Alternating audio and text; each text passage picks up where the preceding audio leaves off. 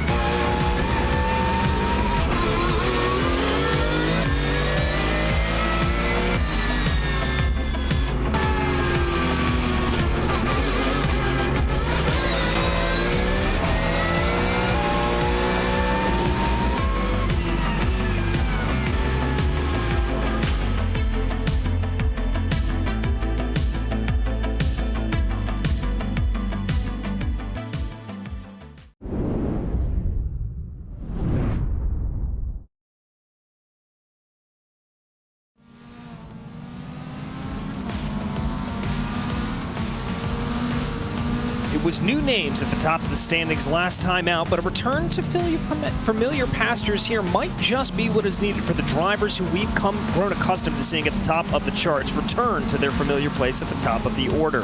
First up on the night, it's the twists and turns of Donington Park, a tricky circuit with plenty of challenges around it, where overtaking will be at a premium and qualifying will be of the utmost importance. Welcome everyone to round 4 of the PRL Monday Night Series. First up on the night is the MX-5 Cup. My name is DJ Clark, joined here in the commentary booth by Joey Tebbin with our director and producer Hugo Louise behind the scenes. And Joey, Donington Circuit is not the easiest of places to get around here on iRacing, but given its history, it is sure to provide a stellar race in these very slippery MX-5s. Very slippery MX-5s, slipperier, hard word to say, than normal this season as well. And this is a track that rewards the highest levels of commitment, especially through those S's up the hill. The famous S's, they've all got famous names. I'm sure if you don't know them, you'll be learning them from us tonight. But it is a difficult track to master because it is so high commitment. There's so many blind corners. There's so many weird apexes you have to find. But the best drivers are going to find them. And so far in practice, Jameson Sampaio has been back to his old tricks. He certainly has, but can the defending winner, Kevin Sandiego, be able to come back and reclaim some glory there? We will have to find out, but before we get into that, let's go ahead and take a look at the schedule for this season. As we mentioned there, coming from that Suzuka East, that sort of bullring circuit last time out, next time out we head to Canadian Tire Motorsport Park, then to VIR. That's going to be one to watch out for. That's one I've had circled on my calendar all year long. Mid-Ohio, Sonoma, Zandvoort, and ending the season at Road America, the National Park of Speed. Going to be a fantastic schedule to continue to work our way through all the way up until November 21st. And as usual, I still have VIR penciled down. I'm not sure how good of a race it's going to be necessarily, but it's going to be an incredible challenge for all of these drivers, as VIR always is. And then Road America as the finale. That's another one that you've got to have circled. You put an MX-5, or you put 38 MX-5s, or however many we're going to have at the end of the season at Road America, you're guaranteed to have a pretty incredible race. And if we have the championship still up for grabs coming into Road America, that's going to be an incredible race to finish off the season. It certainly is, but let's go ahead and run you through those championship standings there. It is Jameson Sampaio up at the top of the charts with 102 points. Kevin Sandiego a little ways back, but closer after last week's victory. Then Jason Larpe and Felipe Seni there in P4 in a good tight battle with Kevin Berquist tied on points, as are Andrew Sharp and Kyle Herlitzky there. Ryan King's not too far back with Austin Bartlett Chase and Bradley Hawley running a very, very close field from 4th all the way back to 10th. That is certainly something that we're going to need to keep our eyes on there as the season progresses. Let's also take a look over at the team standings here as well. It is Dark Horse Esports leading the way with 157 points. Crikey Esports only about 20 points behind them, and Unlimited Slip about 20 points back from them. Then it's a pretty close battle between themselves and Whataback Racing, and then we get a big gap to the rest of the field. CFPM Sampaio, they're leading the way in 5th place with Fossil Racing hot on their heels, Hub Racing, YS Motorsports, Apollo Racing Club, and ProDrive Esports Team rounding out your top 10, and that is going to be everything there. I gotta say, I'm very much looking forward to seeing that battle. I think Whataback is going to maybe be able to work their way up the standings a little bit more in this season. Yeah, Holly and Kalen both have a little bit of work to do. Holly, unfortunately, wasn't actually here last week at Suzuka East, so that might artificially inflate the gap there just a little bit, but the team's championship might just be more interesting than the driver's championship this season. We can't say that Jameson Sampaio has decided the driver's championship just yet, because there's still many races to go. Things can change, as they always can, but also he's not going to be able to win the championship as a one-car team in the team's championship. So it's going to come down to whoever can be the most consistent, whether that's Dark Horse Esports, who has a win, whether that's Whataback, who were able to win last season with Car Ram Rodaback, or maybe it's going to be Crikey Esports beating them all out. We will have to see, but before we get to the racing action out on track today, we'd like to thank our sponsors. First and foremost, the virtual competition organization, the VCO, without which none of today's coverage would be possible. So a massive thanks to them. We'd also like to thank Advanced Sim Racing. Owned and operated by passionate sim racers, Advanced Sim Racing designs and builds the sturdiest and most durable aluminum profile racing simulation cockpits available in the market today. All PRL members also get a 5% discount code on all ASR products using the Precision 5 coupon code. We'd also like to thank Racebox Sim Racing. Racebox offers mid and high-end button boxes for sim racing enthusiasts, from the casual gamer up to the most meticulous sim racing driver. Competitively priced and carefully handcrafted, their button boxes are an enjoyable addition to any sim racing setup. Visit raceboxsimracing.com and get a 5% discount code using the Precision 5 coupon code. We'd also like to thank RaceLab apps. RaceLab helps you to improve your driving skills. With modern overlays, race statistics, and native VR integration, you can get the best out of iRacing. Start using it now for free at racelab.app. Also, thanks to the Butt Kicker. Butt Kicker products provide an incredible immersion and realism to every game. Feel every nuance and truly put yourself in the driver's seat. And finally, we would like to thank NinjaTrader. Ready to compete against the financial markets? Supporting over 60,000 users across the globe, NinjaTrader provides award-winning trading software and brokerage services. NinjaTrader is always free to use for advanced charting, backtesting, and trade simulation. Visit ninjatrader.com to get started with a risk-free trading simulator and start tracking your performance. Well, Joey, with all of that out of the way, it's time to get to the action out on track. And as you said, Jameson Sampaio picking up where he did from practice, leading the way here. But Kevin Sandiego hot on his heels, only about 38 thousandths of a second separating those top two. Yeah, the gap in practice was about 4.5 tenths, which is kind of what we saw at Watkins Glen to open the season and the week after as well. So you would be remiss to not think of those past races and think that this might be a Jameson Sampaio running off into the sunset night, but things can always change in qualifying. It's a very long qualifying session. It's an open qualifying session as well, but things can change in qualifying. You can have a bad session. You can always run into traffic. You can fail to get a good lap in. He's still got 12 more minutes to extend the gap to Kevin Sandiego, but right now, Sampaio is definitely within touching distance of Sandiego, of Felipe Seni, even of Kelly Greenhoe, Kevin's teammate. They are working together right now. There's not too many long straights at Donington that you can really take advantage of the draft, but there is one long straight that he's about to come down now and entering the chicane, so he might be able to get a little bit of draft help, but it's going to be a tough job to get that much draft help to improve your time. Yeah, the draft not going to be as crucial here, but crucially, though, on the flip side of that, we don't necessarily have to worry about that aero wash here in these MX-5s like we do in some of the GT cars that we cover for the Precision Racing League. As these drivers, there aren't a lot of aerodynamic aids. Indeed, there are no aerodynamic aids in these MX-5s, so it really doesn't hurt you to try to pick up just a little bit of that draft up ahead of you as they run. But here is Sandiego on your screen, clearing the way for Kelly Greenhoe right now as they run. Looks like the rest of the order here, Senny, as you mentioned, David Van Roy continuing his streak of good qualifying in P5 right now. Looks like Kelly there is going to break off, and that's going to be an aborted lap. But no, he's going to stick in behind it. Just a little bit of a strange line there for Kelly Greenhoe. But here is David Van Roy, the number 4 machine. His qualifying has been very, very good over the course of the season and indeed last season, but his luck just hasn't fallen the right way. Yeah, David Van Roy, if I remember correctly, put it on pole at the Hungaroring and got taken out about 3 corners in last season in a kerfluffle with Ryan Kings on the opening lap. So he has a lot of pace. He always has qualifying pace.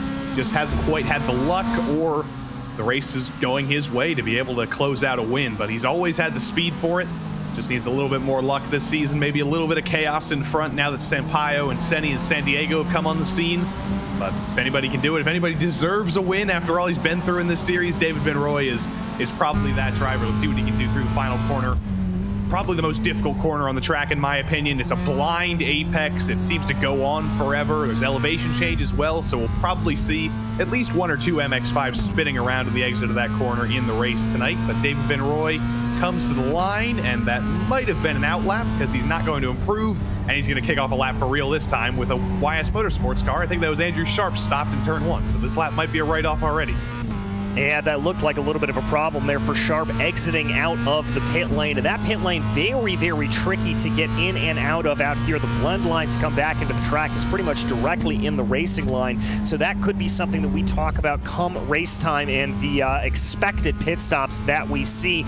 But pretty good run there for Van Roy coming up and through the corners as he tries to bring his way now through these sweeping sections. And Joey, you talked about it a little bit earlier, just how tricky these sweepers are as he now brings his way through McLean's on the far end of the circuit. It really is a never-ending undulation here on the back half of the track, and it really provides a pretty unique challenge for these drivers. And this is a track that rewards practice. It's a track that rewards just banging in laps, just getting the rhythm, getting like rote muscle memorization of where you need to go, because that is how you run a good qualifying lap here with that high commitment. It needs to be second nature almost. That comes kind of bad come race time when you actually will be put offline. You're going to be forced to run side by side through the S's, and then you might be a little bit out of luck. But as always, just getting a rote memorization of the track, knowing where you're supposed to go, knowing the limits of the car, that's what really works out for a driver here. And it's really worked out for Kevin San Diego. While I was talking there, I just noticed he's jumped Sampaio by about 0.3. He has indeed. 0.207 the gap now for Kevin San Diego with a time of 1:44.996. That's the first driver that we've seen been able to tickle down into those 1:44s. The question here is going to be is if Jamison Sampaio has any response here to the Dark Horse Esports team member as they work their way through the 419, currently working his way through that final chicane that you talked about. We are running the full layout here, but here comes Sampaio to the line. Looks like a 1:45.114 or 1:45.090. That is going to be the time there for Sampaio, so able to get that gap a little bit closer, but still not able to steal pole position away from Kevin San Diego. Michael Chase and Austin Bartlett. Chase always finding the Minnesotans together, the father and son duo on track, giving each other a little bit of help. Michael Chase was going through the chicane there. It's probably the place that rewards commitment the most. I mentioned the S's reward high commitment so much, but that chicane is make or break, especially because that hairpin is such a good passing zone, probably the best passing zone in the whole track. So if you can nail that chicane, you are in good shape come race time. Chase a little bit off the apex coming down the hill there, but nothing terrible. He might be able to improve here. I think he's got more than a 1:46.0 in him, but this lap doesn't have more than a 1:46.0 in it, so he's going to try to improve on the next lap there and hope that he can tow Austin Bartlett Chase with him in an improvement as well. Yes, indeed. Focusing here on Christian Lesiak right now in 6th place with a time of 1:45.955 as he works his way through, trying to see what he can do. He's got a little bit of a tow given there to Andrew Sharp, who we mentioned a little bit earlier for YS Motorsports, as they work their way now down Starkey Straight, headed for the Fogarty S's. These chicanes that you talked about here, Joey, you've got to absolutely nail these, try to keep as much speed as possible, and it looks like they're going to to have a little bit of problem up in front of them there, is that is going to be Pete Thomas and Felipe Seni, I believe, the number 99 directly up in front of them. I think that could have scuppered the lap a little bit. That could be a little bit of a tough run, as it was Buddy Chamberlain that they had to work their way around. The two drivers there slowing down a little bit at the apex of the Fogarty S's. Let's see, though, if Lysiak is going to be able to pull a good time. Unlike Chase there, looks like he nailed that apex pretty well coming through the final corner, going through Goddard's. Let's see if he's able to improve on that 145.9. No, I think that checkup going down through the Fogarty S's was just enough to throw him off. Yeah, I think judging by how much he got held up there in the exit of the chicane, that might have been a good enough lap to improve like 2 or 3 spots, because that must have been like a full second he lost. The Fossil Racing drivers were just kind of parked a little bit there setting up, but that's what happens sometimes when you have over 30 MX-5s trying to take on Donington in qualifying. I think that was Frank Klein who spun, and that's going to screw over Michael Chase here coming to the line. He might still improve. No, he lost half a second. I don't think he was going to improve either way, but Frank Klein being spun on the racing surface did not help whatsoever. Austin Bartlett Chase improves, though, and joins his dad on the 4th row. All right, so a little bit of father and son action there in row 4. Here is Felipe Seni right now as he works his way through, going down into the Fogarty S as the number 81, trying to carry as much speed as possible.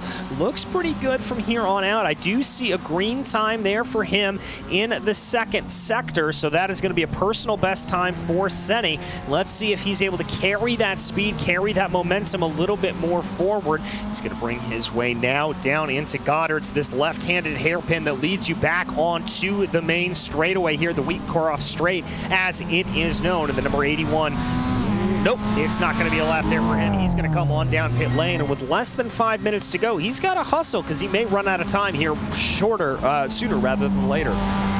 Yes, Sampaio just came down pit lane as well, put on new tires, so I think both him and Seni are going for some short runs here to end the qualifying session. There's no reason necessarily to go on a long run, I don't think, because the tires are still at their best on the opening couple of laps here, so short runs should pay off for both of them, but they do have very, very little time. Felipe might only get 1 or 2 laps, and I think Jameson has actually brought it back down to the pits, so he might go out with Felipe to both get 1 singular lap to finish off this session. Ian Cabana is having a solid qualifying in 9th down here through the final corner. No Frank Klein spun in front this time. 146.2 was a good time, but again, no improvement. Lots of drivers are finding time, though. It just shows that it's very, very difficult to find the rhythm here. You mess up 1 corner, and it screws up the whole rest of the lap, because there is still time left on track. It's not like it's getting hotter or anything, but it's a struggle to find some extra speed. Yeah, it certainly is a little bit of a struggle here, and you mentioned that temperature there. It is a little bit on the chilly side, about 67 degrees Fahrenheit track temperature. That is not the hottest there, and I would worry a little bit about some of these drivers that just came in and out of the pits. For them, that it's going to take a little bit of time to warm up those tires. Cabana, though, he's going to have to abandon this lap as he went off in the grass there, and that's going to pick him up one of those dreaded 1Xs that we always talk about, that is going to invalidate his lap. So Cabana not going to have the best run, and it looked like there that Jason Larson there in the number 13 behind him also had a little bit of an off, so that's going to be 2 laps gone. I can tell you, though, that Felipe Seni has come back out on track directly there behind them. Here is Eugenio Polici right now, as he's going to take a very wide line there through Goddard's. I'm not sure that that's the optimal way to get through that corner, but let's see if the time proves me wrong. It does not. About 6/10 off of his best time. He will stay in 12th place right now. Looking to see if anybody else is on a particularly quick lap here as they run. I can tell you that our pole sitter, Kevin Sandiego, is back out on track. Kelly Greenhoe, his teammate, is not back out on track. So I think Kelly is pretty content with that 4th place position for now. Kevin isn't going to be able to have any help, so if Sampaio and Seni are working together, that's going to be quite a duo to try and overhaul San Diego's time. I don't know if Kevin had any draft on that 144.9, but I have to imagine that he definitely had a little bit of help, whether it was from Kelly Greenhoe or somebody else who wasn't his teammate. Unfortunately, no Ryan Kings in the field tonight, so the Dark Horse Esports triumvirate is down to only 2 drivers tonight, but Kevin Sandiego comes in as the defending race winner from last week. He was absolutely dominant. It's been a good lap so far, but it looks like he's going to back out of it, and that's not going to be a lap for him unless he elects to go for 1 more. He is going to go for 1 more. He stays out on track, but he checked up there. Now this is going to be a legit one more lap for San Diego. Yeah, this is going to be his last shot to be able to get anything done as they work their way through San Diego. Is it improved?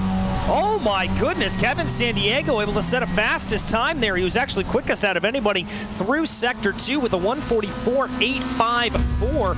Ooh, that is going to be an even larger mark to beat here for Sampaio or Senni. We ride on board with the number 81 right now, trying to improve on his best time. He is about 0.5 of a second off of San Diego's quick time. So let's see if he's able to do it. He's just got a couple of corners to make it work.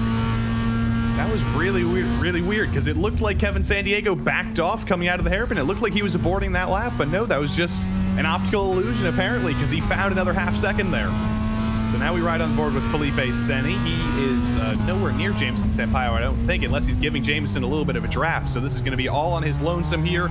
Overcooks the hairpin just a little bit, but eventually recovers it, switches it back, a little bit of a late apex there. I failed to do this for Kevin San Diego, so I'm going to have to do it for a different driver now. Bop, boop, boobe, doo, bop. Where in the world is Felipe Senni? He's coming to the pits. What an anticlimax.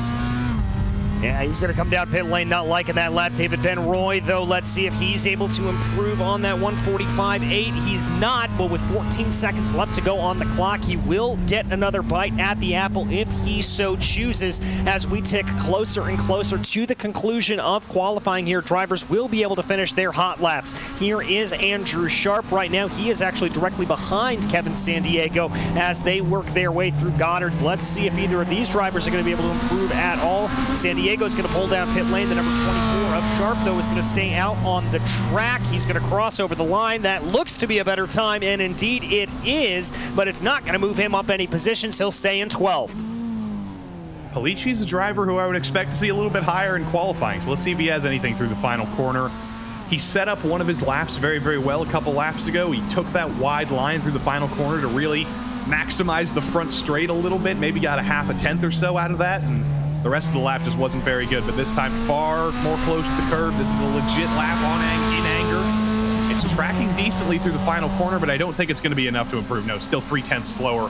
It's a bad luck for Eugenio Polici. He's been kind of up and down in qualifying this season. Unfortunately, this is a down for him tonight, but he'll be one of the drivers to look for to make his way through the field when the race starts in a few seconds.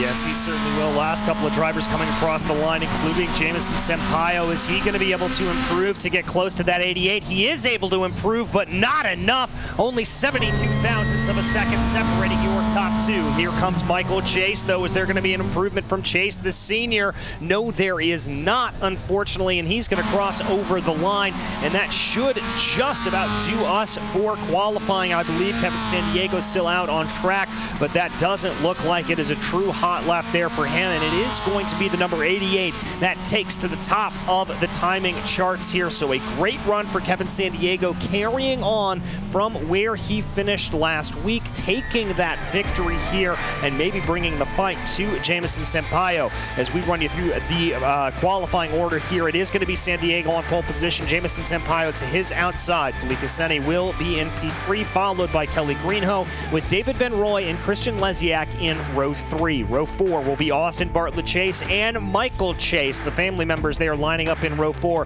with Pierre Robitaille in P9 and Ian Cabana in P10.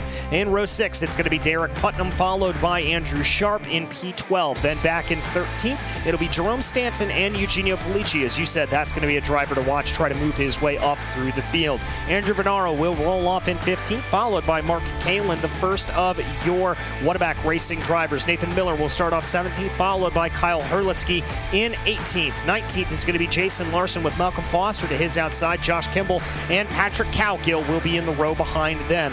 Pete Thomas for Fossil Racing will line up 23rd, followed by the privateer of Matthew St. Aubin. Then back in 25th position, it's going to be Frank Klein, followed by Kevin Berkowitz, with Buddy Chamberlain and Robert Galanotto rounding out your field here today. Well, Joey, drivers starting to bring their way onto the grid right now as we get ready to go racing at Donington Park. This one's going to be intense. I've got to imagine this run to the line is going to be very fiercely contested. And it's kind of been a messed up order here. This is not what we expected coming into qualifying. We didn't really expect Kevin San Diego to be on pole, so the whole race is kind of up in the air now. He was great on defense at Suzuka last week. He held back Sampaio. He kind of let Sampaio and Senni fight each other for long enough and just drive off into the sunset. So we'll see if he can do the same thing this week.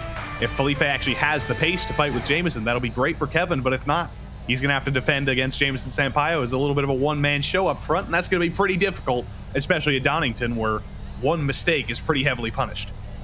One mistake very heavily punished and very difficult to overtake, as we mentioned. But Sampaio, one of the first drivers on the grid, ready to go. We wait for a few more to be able to stack themselves up and get ready to go under racing conditions here as everything just starts to bring itself together. A couple of drivers, you can see just how long of a grid this is, actually having to start halfway around Goddard's right now, as it looks like we are just waiting for a few drivers to work their way out there, including your pole sitter, and there is San Diego. He has been able to take to the front of the grid. As the lights come up, we get ready to go racing, and there goes the flag. It's time to go racing in Donington. A good getaway there for Kevin San Diego, and a better one, it looks like, for Felipe Senni, as he's going to be able to pull in line there directly behind Jameson Sampaio, his compatriot. They bring their way down into turn one. The first four able to get through nice and cleanly. David Van Roy looking like he's losing a little bit of position out to Christian Lesiak as the rest of the field works their way through. We've had a big kerfluffle in the back of the field, and that's Mark Kalin spun around.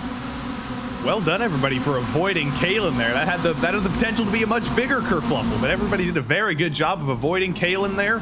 Clearly, one driver didn't do a good job of avoiding Kalin, who spun him around, but other than that, well done, everybody, for navigating that, and the Mark Kalin bad luck streak continues. It has been a terrible season to be named Mark Kalin in the PRL, unfortunately. Yeah, it certainly is. That is not what Kalin wanted to see there after a pretty good last couple of seasons. Ooh, it looks like, though, as they rounded through McLean's for the first time, Sampaio able to gain a little bit of ground there on the 81, dancing back and forth there across the curbs as they worked their way through Coppice. That's going to be a good run here for Sampaio, but does he choose to attack here this early on? Does he choose to go for the maneuver? He's going to jump on the binders a little bit early, and the cars will constantly their way up, rolling down there into the Fogarty S's right now as they work their way towards the Melbourne hairpin. I'm not seeing a whole lot of movement here in the field. A lot of drivers just opting to stay in line, and indeed the first 4 or 5 drivers are going to stay in single file order. That's David Van Roy, though, taking a little bit of a look to the inside there of Christian Lesiak. Lesiak was a little bit off of the hairpin there, but he's able to keep it in line, and Van Roy not able to get the move done. Jameson Sampaio's just kind of waiting for the hold open. Now he's going to turn Kevin San Diego.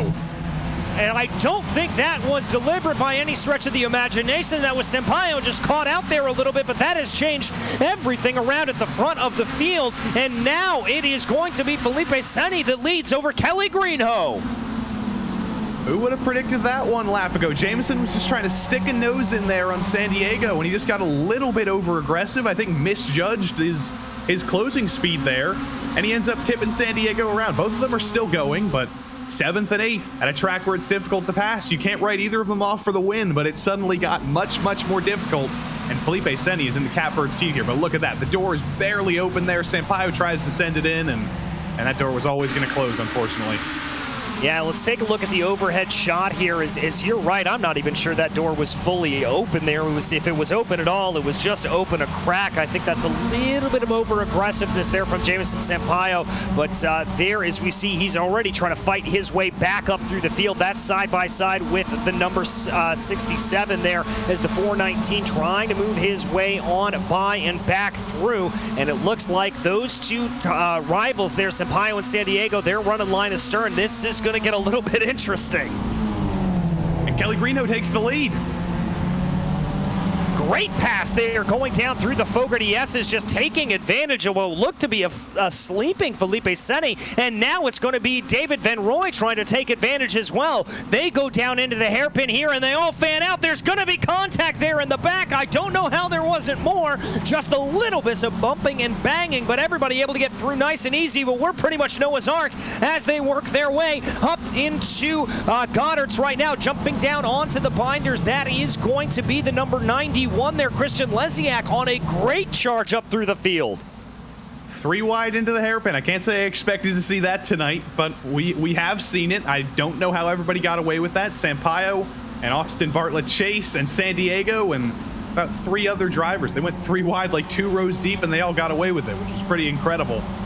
But Sampaio, that's the second time that he tried to make kind of an aggressive move, and it didn't work out. He's actually lost even more time because of that. And with Kelly Greenhoe making the pass for the lead and then Kelly Greenhoe made the pass for the lead, everybody else fell back in the checkup there because Kelly made the move in kind of an awkward place, but really made it work. Everybody else is checked up behind him, and suddenly he's got a 2.3-second lead, and that's not a place where you can go 3 wide, and that's exactly what happens when you do that. That is Kevin Sandiego absolutely demolished there off and into the grass, smoking. His race is going to be done. My goodness gracious, all kinds of calamity here at Donington Park early on. Just to run you back through who is it, where in this field. It is Greenhoe leading from Senni, leading from Ben Roy. Let's watch this. This was a pincer motion, and that was never going to play out, I have to say. Can't really blame Kevin Sandiego for going that, for sending it 3 wide when the gap was there with Lesiak and I think Austin Bartlett Chase just checking up a little bit in the exit in the corner. But yeah, 3 wide up the hill at Donington, that's not usually a thing that works. And unfortunately, Kevin Sandiego had to be the odd driver out. Some bad luck with Jameson Sampaio dumping him around. A little bit of a bad decision there going 3 wide, and this is a race that Kevin Sandiego wants to forget already, and maybe it's because I didn't do Where in the World Was Kevin Sandiego. That might be the reason for that, but he'll be coming back on Thursday night for a little bit of redemption in the F3s, I'm sure. Tonight's been pretty terrible for him. Yes, it is, but we watch here as Jameson Sampaio, who was able to avoid that incident early on, tries to work right now on Christian Lesiak. Lesiak, who's had a good couple of laps here. Sampaio thinks about a move down to the inside of the first corner into Redgate. That's not going to play out for him, but he is going to be able to get a little bit better momentum around the corner right now as they run, trying to see if he's able to get any move here going through the Hollywood curve. I don't know if that's going to play out either. He's got to stay in line here. So very difficult to get on past, but you can just sense that Sampaio has the speed. He's going to chuck it down into the old hairpin.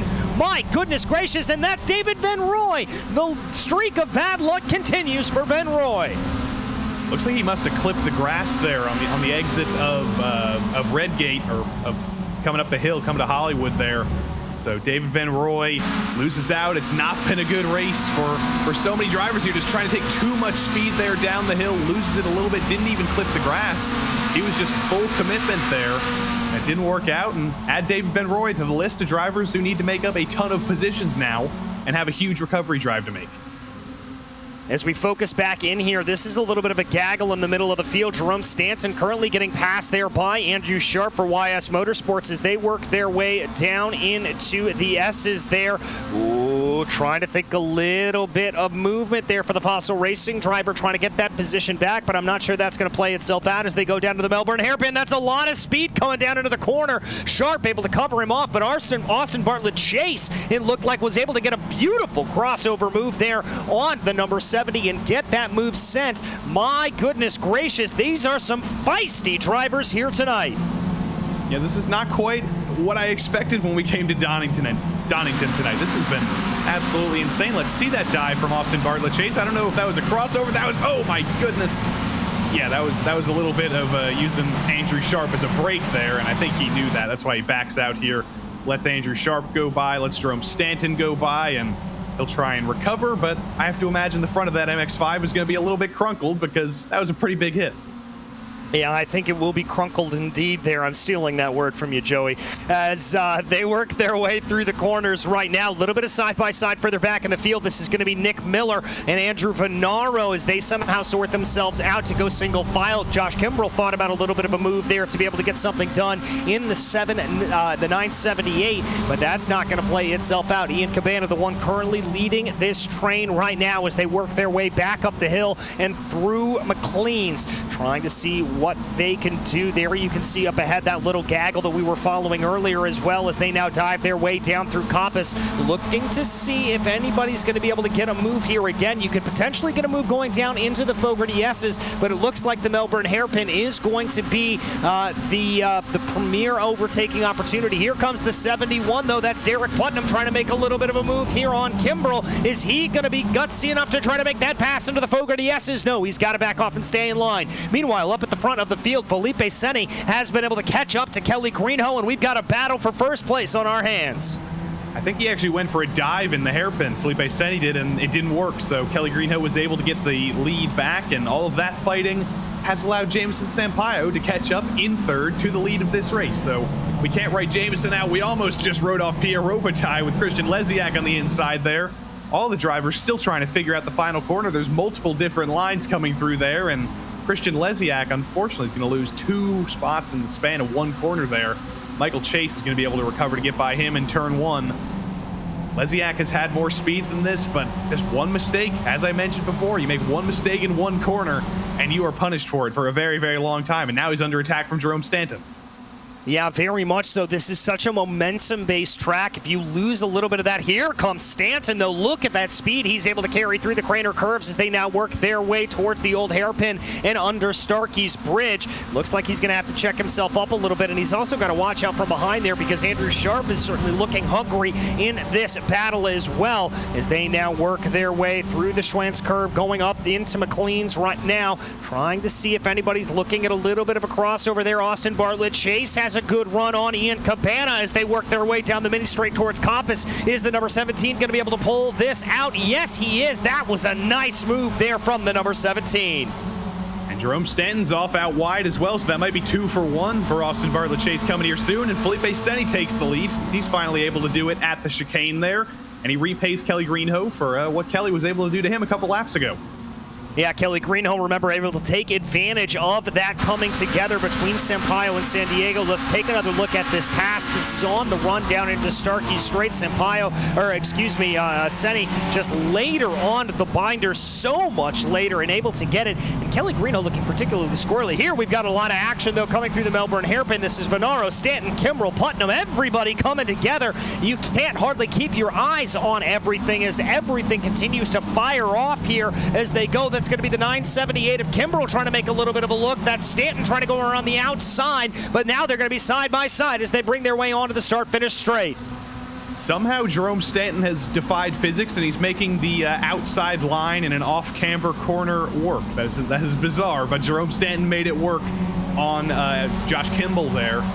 Now on Andrew Venaro, who goes a little bit deep into turn 1. They're going to be side by side down the hill, probably not even side by side by the time we get to the old hairpin.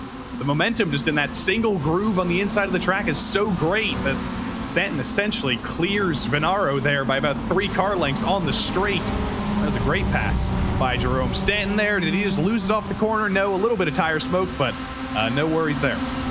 Yeah, and that's David Van Roy. You can see there in the background. Remember, he had that off on the 4th lap here. He's clearly trying to fight his way back up through the field, hoping to maybe hold on to a top 10, maybe a top 5 if he's able to clear these cars. But he's going to have to work because Derek Putnam is also looking very, very aggressive there behind. A little bit of a look to the inside there for the 978 of Josh Kimbrell. Kimbrell just trying to keep that car pointed in the right direction. Looks like he lost a little bit of time coming through Coppice, and now they're going to fan themselves out here a little bit as they bring their way back on to Starkey Straight. Is anybody going to have a move down into the Fogarty S's? It looked like Cabana thought about it there for a second on Jerome Stanton, but thought better of it. He's going to have another bite at the apple, though, as they go down into the Melbourne hairpin. That was a good move by Stanton there in the chicane to get by Cabana. Straightforward stuff. I think a lot of these drivers realize that it's not really smart to go side by side through the chicane. You rarely get away with it, so you saw Kelly Greenhill just backing out of it for the lead. Now Austin Bartlett Chase, who might be the most aggressive driver in this race, is still moving his way forward. Andrew Sharp, who we saw wrecked in qualifying earlier, is also moving his way up through the field. There is just constant motion, and we have a huge Donington train here. Christian Leziak is just falling back. Nathan Miller is just kind of the eye in the center of the storm. He's been the driver we've talked about the least, but now he's got 5 drivers ahead of him. He's got about 7 drivers behind him. We might just have to talk about Nathan Miller a little bit more here because things are about to get insane for him. Well, it looks like Miller there is holding off a little bit of attack from Jerome Stanton, who's trying to claw his way back up through the field. Stanton up 3 positions. Miller actually up 8 on the day, so a good run there for him. And he's got a little bit of a run now coming up behind Christian Leziak. Is he going to be able to make anything move? Looks to the inside there as they work their way through the Craner curves and down into the old hairpin. Wide run, and that is going to be Stanton off. I think he got run off into the grass there a little bit, trying to bite off a little bit more than he could chew, and he's still off into the grass. He comes back on the track, barely able to keep that MX-5 pointed the right way.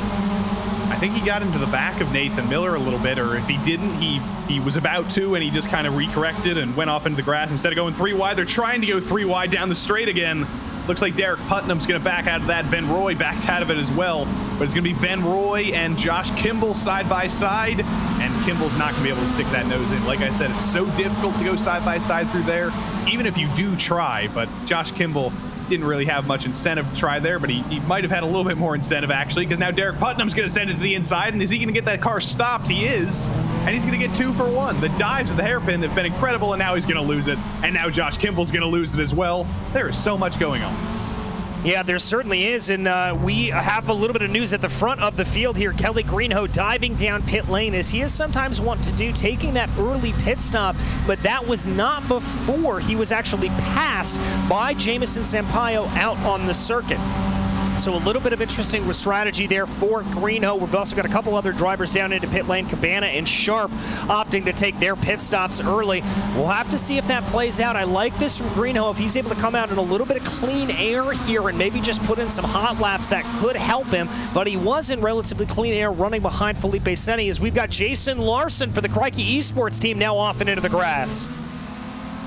Yeah, welcome to the club, Jason Larson. You're not the only driver to spin tonight, and you certainly won't be the last. And speaking of that, the 74 trying to recover Matthew St. Aubin. That was a great save through the old hairpin. We haven't seen a lot of drivers actually able to save that, but that was a little bit of Donington rallycross for Matthew there.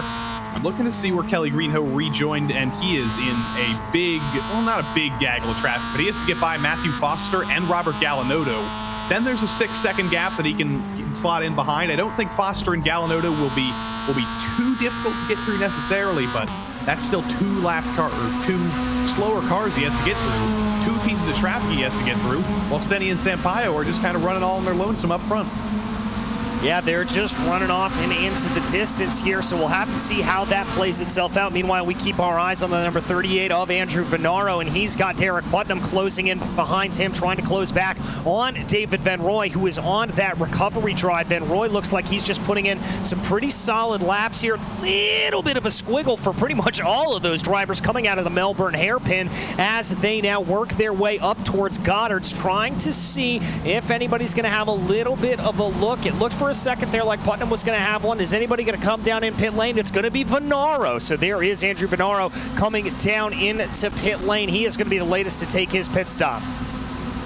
Like Kevin Bergquist followed him in as well, so we're past halfway, or we're almost halfway in the race rather, but this is about the time where you'd expect to see most pit stops. Kelly Greenhoe has gotten by Robert Galinotto, by the way, still trying to work on Matthew Foster. There's been an update on that little strategy maneuver. But Nathan Miller and Liziak now, I told you things were about to get crazy for Miller. They're getting crazy through the old hairpin, but he's able to hold off Liziak. That was a great move, great defense there. And again, Liziak is going to lose 3 positions in the space of 1 corner, unfortunately.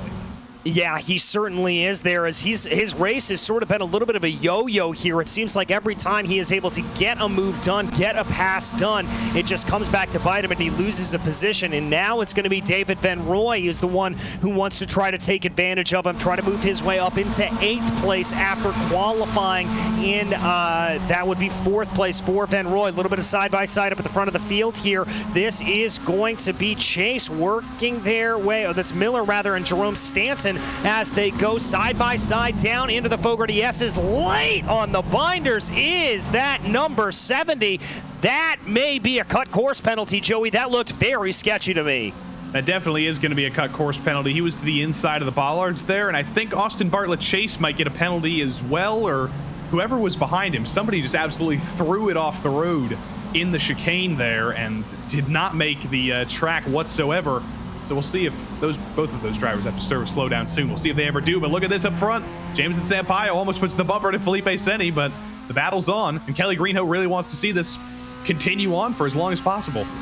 And that's going to be Sampaio down to the inside there as they work their way through Hollywood and the Craner curves, and Sampaio up ahead, easy as you please. I almost wonder there if Seni just backed off a little bit, choosing discretion as the better part of valor and not wanting to fight, recognizing that his fellow Brazilian had a little bit more speed than him, but that is going to be Sampaio off and into the distance, and that gap has already been able to grow. We take a look a little bit further back in the field as more drivers coming down pit lane, including Van Roy, Putnam, Polici, Chamberlain, all in the pit pits here at this point as they now come in and out, and it looks like the 71 of Derek Putnam is going to be out and on their way. Van Roy going to have a little bit of breathing room to try to catch up. They're going to find themselves coming out in around 19th or 20th position. We've got another good battle here. That's going to be the number 74 machine of Matthew St. Aubin trying to hold off Josh Kimball as they work their way through the right-hander of the old hairpin.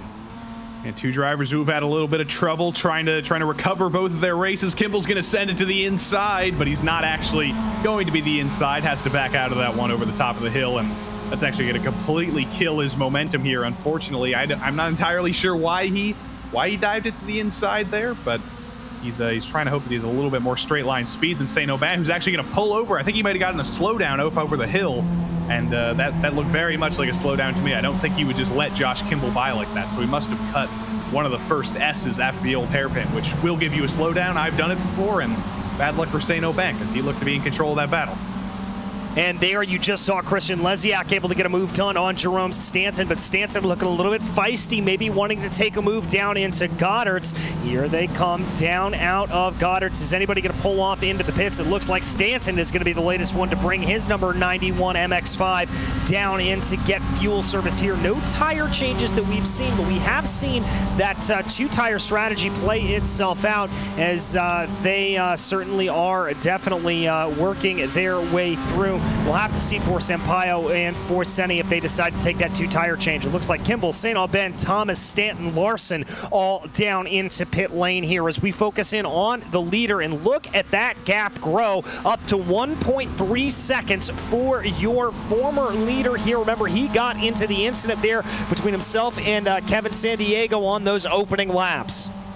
Yeah, remember when he was 7th a couple laps ago? Remember when it looked like it was going to be difficult for Jameson Sampaio to win this race? Suddenly that's all completely turned around and he is in complete control again. Kelly Greenhoe is 33.6 seconds back. The pit delta is 33.1 seconds, and that's with being able to roll through pit lane at a higher speed. You're not just stopped for 33 seconds. So Kelly Greenhoe is not going to beat Jameson Sampaio out of the pits unless something goes horrifically wrong. And neither is Felipe Senni, but they both still have to come in. We've seen plenty of crazy things happen tonight. We've seen plenty of mistakes from drivers who don't normally make mistakes. So there's still a race to be decided. There's still a winner that is completely unknown. And now Jameson's going to come in and Felipe's going to follow him in here. I wonder if we're getting to the end of the fuel window here with about 13.5 minutes left to go in the MX-5 Cup race on the PRL Monday Night Series here on RaceSpotTV. We bring both of them down into pit lane. Let's hope they hit their boxes nice and easy, and it looks like Sampaio and Senni are able to do that. Chase and Robitaille both coming down into pit lane. It looks like Austin Bartlett Chase is going to be the one driver to carry on. We're seeing the two-tire changes there, both for Sampaio and Senni. My question's going to be is if that's going to cost them any little bit of time. Where is Kelly Greenhoe in all of this? Greenhoe looks like he's going to be coming across the start-finish line right now. It's going to be a little bit close, but it is going to be advantage here to Sampaio and Senni, just as you predicted, Joey. Unfortunately, Kelly Greenhoe didn't have the speed to make that strategy work, unfortunately. He put himself off in an open pocket of the track once he was able to get by Galinotto and Foster. But Sampaio and Senni sorted themselves out very, very quickly. They didn't battle side by side. Felipe kind of knew the inevitable was going to come, and he had to let Jameson through. And just on pace tonight, it's just a frank reality that Sampaio has been quicker than Kelly Greenhoe over every single lap. So the strategy needed a little bit more fighting between Sampaio and Senni. Maybe it was another driver who had more incentive to fight with Jameson, or a driver who probably wasn't communicating with Jameson, because I believe Jameson was the driver who brought Felipe into this series this season, so I have reason to believe that they're probably communicating on Discord or something in the race tonight, and Kelly Greenhoe, it's not going to work out for him, but he's still in the fight for second, and he should be able to catch up to Felipe Senni. I think he's been faster than him on pace, but Jameson has just been on another level as usual. Yeah, he certainly has, and only about 0.6 of a second separating Senni from Greenhoe here at this point. We are still waiting on a pit stop from Austin Bartlett Chase, who currently leads the race as of right now. And here comes Greenhoe. He's going to have a look down to the inside of the Melbourne hairpin, chucking the number 12 down.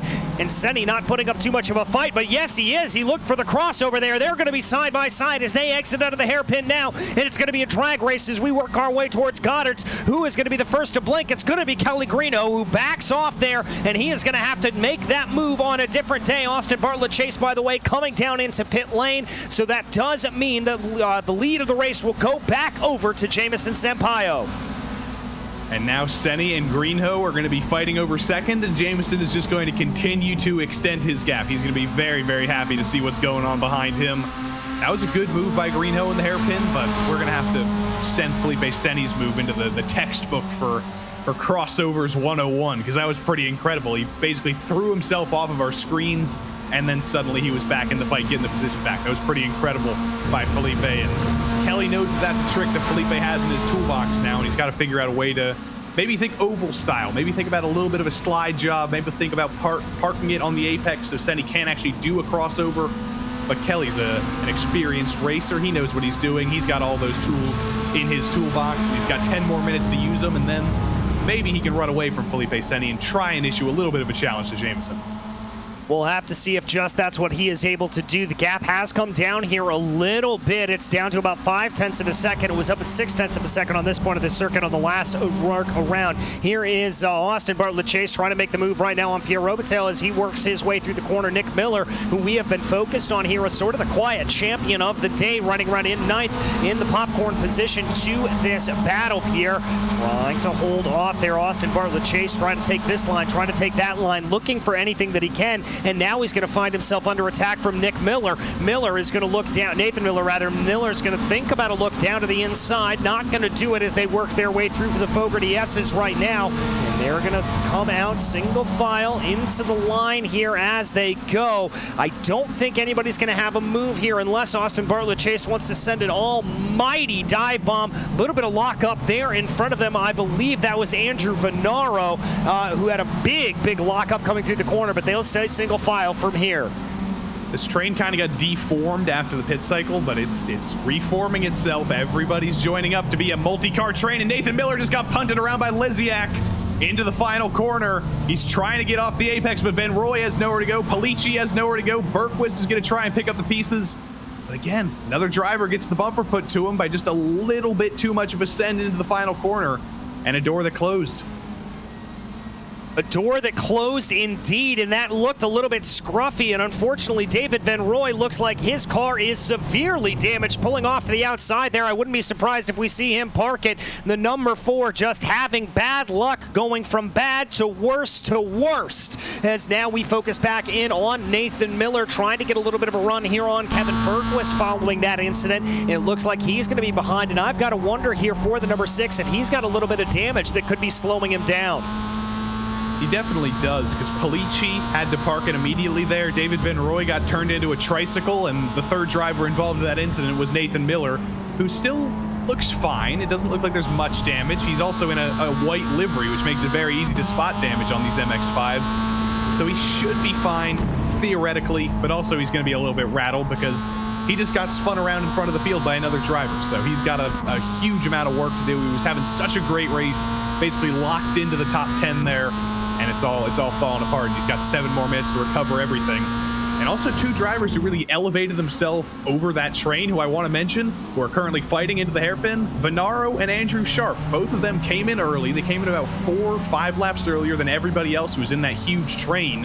And by getting out of the train, by finding a gap out on track, they were able to pull off an undercut, and they were able to jump everybody.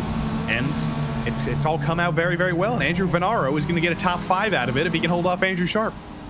Well, the holding him off is going to be the tricky part here, because we did just see Venaro be able to make that pass going down into the Melbourne hairpin, but the question's going to be is if Sharp's able to do it. Oh, that's Matthew St. Aubin getting things wrong coming out of the Melbourne hairpin as well. The number 74 spun all the way around there. Not entirely sure what happened to him, if there was a little bit of help that came into play there, or if that was a self-assisted spin. We'll have to maybe go back and check that out. But we keep our eyes focused here on this battle, and this is starting to reel in because they are fighting here. Austin Bartlett Chase, who is moving his way forward, trying to get back into the position that he was, trying to see if he is able to close in on the back of this as well.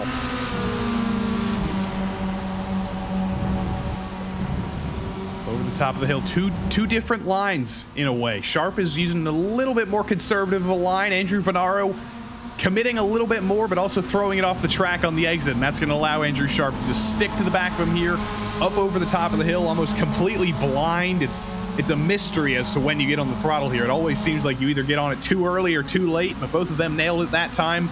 Sharp is close, but I think he's going to elect not to send it side by side through the chicane. Probably a smart move this late in the race when everybody's fighting tooth and nail for these positions, but he might be close enough for a dive into the hairpin if he really wants to be aggressive, Austin Bartlett Chase style, but I think he might still be too far back even for that. Yeah, it looks a little bit far back here, and I don't think Sharp wants to go for it. Had a little bit of a half-hearted look there, but not enough to do it. He is going to take a narrower line there off of the hairpin, maybe trying to carry just a little bit more speed from point A to point B. But now as they work their way back up the hill, it looks like Sharp is starting to put the pressure to the back of Venaro. Venaro having a great day out there, up 10 positions from his starting spot. But here comes Sharp. He thought about a move to the inside. Now he's going to duck back into the slipstream there. Robitaille behind is going to think about a little bit of a move as there comes the fade from Andrew Venaro coming back onto the racing line here and throw a blanket over these two in the battle for P5. This is getting very, very close, and it could be anybody's race here with about 5 minutes left to go. And this should easily be Pierre Robitaille's best result of the season. Even if he doesn't pass both of these guys, I'm sure he really wants a top 5, but his best result of the season, I believe, was last week in 8th, so either way, he is improving on his best result this season. The first season, I believe, for him in the MX-5 Cup Series. If it isn't, we didn't see him last season at the very least. He's going to get by Andrew Sharp, who backs out of that move. I think Andrew Sharp must be on the close to the incident limit or something if he's backing out of the move like that. So he's probably driving conservatively to the end of this race with about 4 minutes 30 to go. There's another position for Robitaille, and he can fight it with Andrew Venaro without even worrying about Andrew Sharp.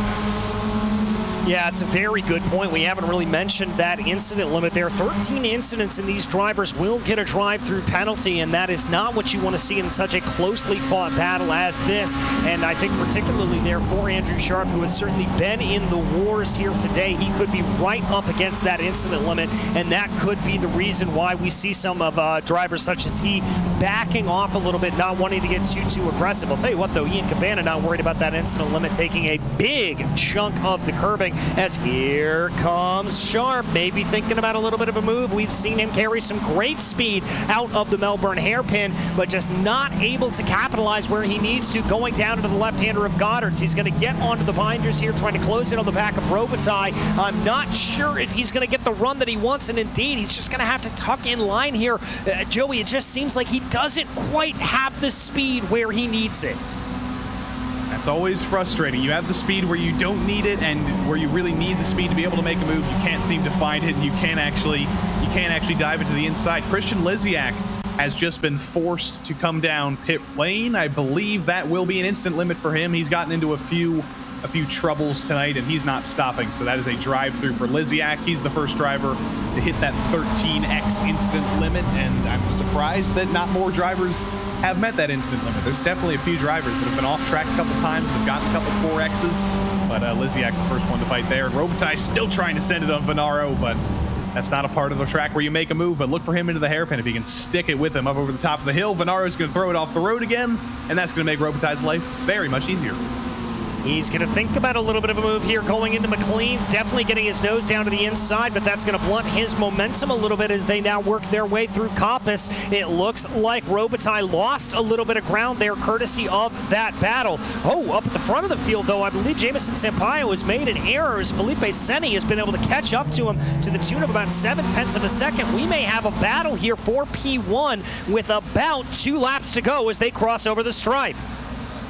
I've been watching that, and it's been a little bit of a crawl. I don't think there's been a huge mistake from Sampaio, but Seni somehow has just been able to bring this gap down little by little by little. It was like 1 second, then it went down to 0.9, then it went down to 0.8.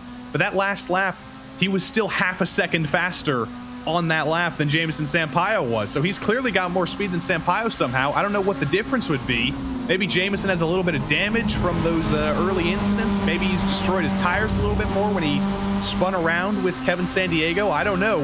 But Felipe Seni is with him now, and if he can nail the exit up over the top of the hill at Coppice, Felipe Seni's in the fight for the win now. Yeah, he certainly is, and these two have absolutely dropped Kelly Greenhill like a bad habit here to the tune of about 6 seconds. So Greenhill running in an island unto himself, but right now the battle is on between Sampaio and Senni. They work their way through Coppice right now, coming out of that corner for the penultimate time. They will be coming to the line here with 1 lap to go. Sampaio trying to hold off, Senni getting a nice heaping of the draft as they work their way through the Fogarty S's, diving down into the corner. Good lines there from both of them. It actually looks like Senni was able to get a little bit of a tighter line there through the second part of the corner. The gap expands up to about 0.6 of a second, though, as they come down into the Melbourne hairpin. Wide lines there for both of them. Senni trying to maximize that momentum at corner exit, but Sampaio able to get that gap a little bit larger here. It's grown up to 0.7 as they now come through Goddard's, heading to the line, getting ready to take the white flag here at Donington for round 4. Who is it going to be? It's going to be a battle of the Brazilian compatriots here between Sampaio and Senni to the line. Senni was 0.2 slower than Sampaio on that last lap, so it's all spinning around now. I almost wonder if Jameson was backing off a little bit just to bring it to the end of the race, and suddenly when he saw Felipe was that close, he's like, oh geez, I should probably speed this up a little bit. Robitaille puts the bumper to Andrew Sharp now, and he also makes contact with Austin Bartlett Chase. He needs to be careful, and he gets a drive-through. That was probably 2 4Xs in one corner, and Robitaille is going to be out of the top 8. He's going to have a drive-through now. Seeing it all go to naught there on the penultimate lap was Robitaille. That is absolutely heartbreaking. He looks like he's going to be able to come out in about 11th or 12th place, depending. But we keep our eyes focused here on the battle between Sampaio and Senni as they come down into the corners, working their way through Coppice. Does Senni have anything? The gap holding at about 0.5 of a second here. Does he dare to send a big move going down into the Fogarty S's or going down into the Melbourne hairpin?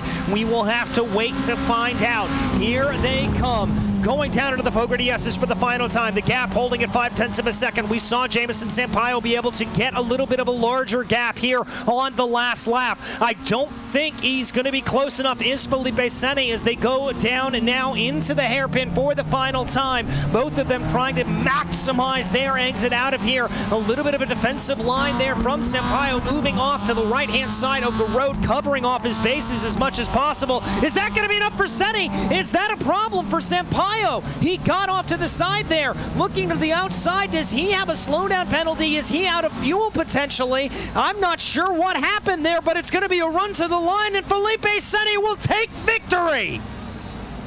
I think they might be toying with us. I have no idea what that was, and I can't do psychology here in the booth, but I think Jameson Sampaio might feel bad about winning the race after dumping his competitor around, and he elected to give it up to Felipe. That's the only plausible explanation I can think for that, because we have just seen something incredibly bizarre, and Felipe Senni has just gotten a win gifted to him. It's still a win either way. A win's a win, but that's pretty weird. Very, very strange indeed as the rest of the drivers here streaking across the start-finish line as they run, wrapping up their running here from Donington Park in a very, very strange finish. Looks like Robitaille's coming back down pit lane. Not sure what that's all about as we check here on the 13 of Jason Larson, up 3 positions from his starting spot. Looks like if he's able to hold this out here, he will be able to come home in P13, and indeed he is. He's going to lead Cowgill and Lesiak there behind him as they come across the line, waiting for the last couple of drivers to come here. That's going to be Buddy Chamberlain and Robert Gallinotto. There is the number 34 on your screen. That is Michael Chase, I believe, as Chase was able to finish in 4th place. A great run there for him. Let's run you through the final finishing order, though. Felipe Senni able to take victory in a bit of a strange incident there at the end over to his compatriot Jameson Sampaio. Kelly Greenhill in 3rd to round out your podium, followed by Michael Chase and Andrew Venaro in 5th. Andrew Sharp was 6th, followed by Austin Bartlett Chase. That was Jerome Stanton, Nathan Miller, and Ian Cabana, rounding out your top 10. In 11th, it was your big mover of the race, Kevin Bergquist, up a whopping 15 positions on the day. Josh Kimbrell following him home. Patrick Elga was 13th, followed by Christian Liziak and Pierre Robitaille, who came home in 15th. 16th was Jason Larson, followed by Malcolm Foster. Then it was Pete Thomas, Derek Putnam, and Buddy Chamberlain finishing in 20th. 21st was Robert Gallinota, the last driver to finish on the lead lap. Then we had some drivers who got into trouble on the day. Saint-Aubin, Van Roy, Polici, Klein, San Diego, Kalin, and Herlitsky rounding out your finishers. But we are lucky enough here to be able to be joined by your winning driver, Felipe Seni. And Felipe, I have to start at the end there. What happened between yourself and Jamison Sampaio? Hey guys, great talking to you again. So yeah, we had like a team strategy, you know. Even though myself and Jameson we are racing for different teams, we are actually teammates, you know. So we've been practicing a lot for this race, and in the end, Jameson was so kind to give me his first position so I can climb in the championship, you know. So it was a team strategy. All right. Well, my cohort here, Joey Tebben, predicted that may be the case. But I want to talk to you. Let's go back to the beginning of the race. A little bit of craziness out there. What was going through your mind on those first couple of laps, seeing San Diego and Jamison coming together there, and just being able to sort of piece your way through some of that mayhem up ahead of you? Yes. Jameson told me to apologize to Kevin San Diego. I don't know what happened exactly, but here's his apologies because he had to leave for an appointment. But yeah, in the beginning, I was super cautious about the tire temperature because in the first lap here with the MX-5, it was super slippery, you know. So I was super cautious, you know, to don't lose my rear, the rear end of the car. So yeah, and I was lucky to have this incident. Of course, I don't would like to overtake like that, but it was the reality. So, but yes, I was super cautious in the first lap to warm the tires slowly, you know, so we can get all the grip to move on.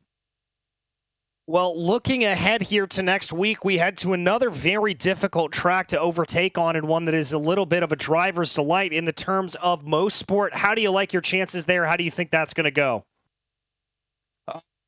I forgot what will be the next track. What? Canadian Tire Motorsport Park. Oh, so it's gonna be another challenge for me because, as I said in the previous interview last week, I never raced here in Donington Park, and never raced on Canadian Tire, so I have to learn all the stuff of the track, and it will be a very big challenge for me, as this championship is being a big challenge because I'm used to race on the rookie Mazda MX-5 series on iRacing. So yeah, it's been a very good opportunity for me to learn new tracks. So I don't know what to expect. The only thing that I can say is that I'm going to practice like crazy. Well, I wish you all the luck in the world with the practice and when we get to the track next week. But as for tonight, a victory on the day. Felipe, who makes this possible? Who would you like to thank? I'd like to thank to Jameson. He gave me lots of tips this week about this track. Thank to Hub Records, the sponsor of Hub Racing. And say hello to my family, my mother, my father, my brothers. Everybody is watching the race. Hope they are super happy. And thank you guys. I'm super excited to next week. So let's do it. Let's do it indeed. That was Felipe Seni, your victor here today. And Joey, it looks like you've been able to catch up with our third place finisher, Kelly Greenhoe.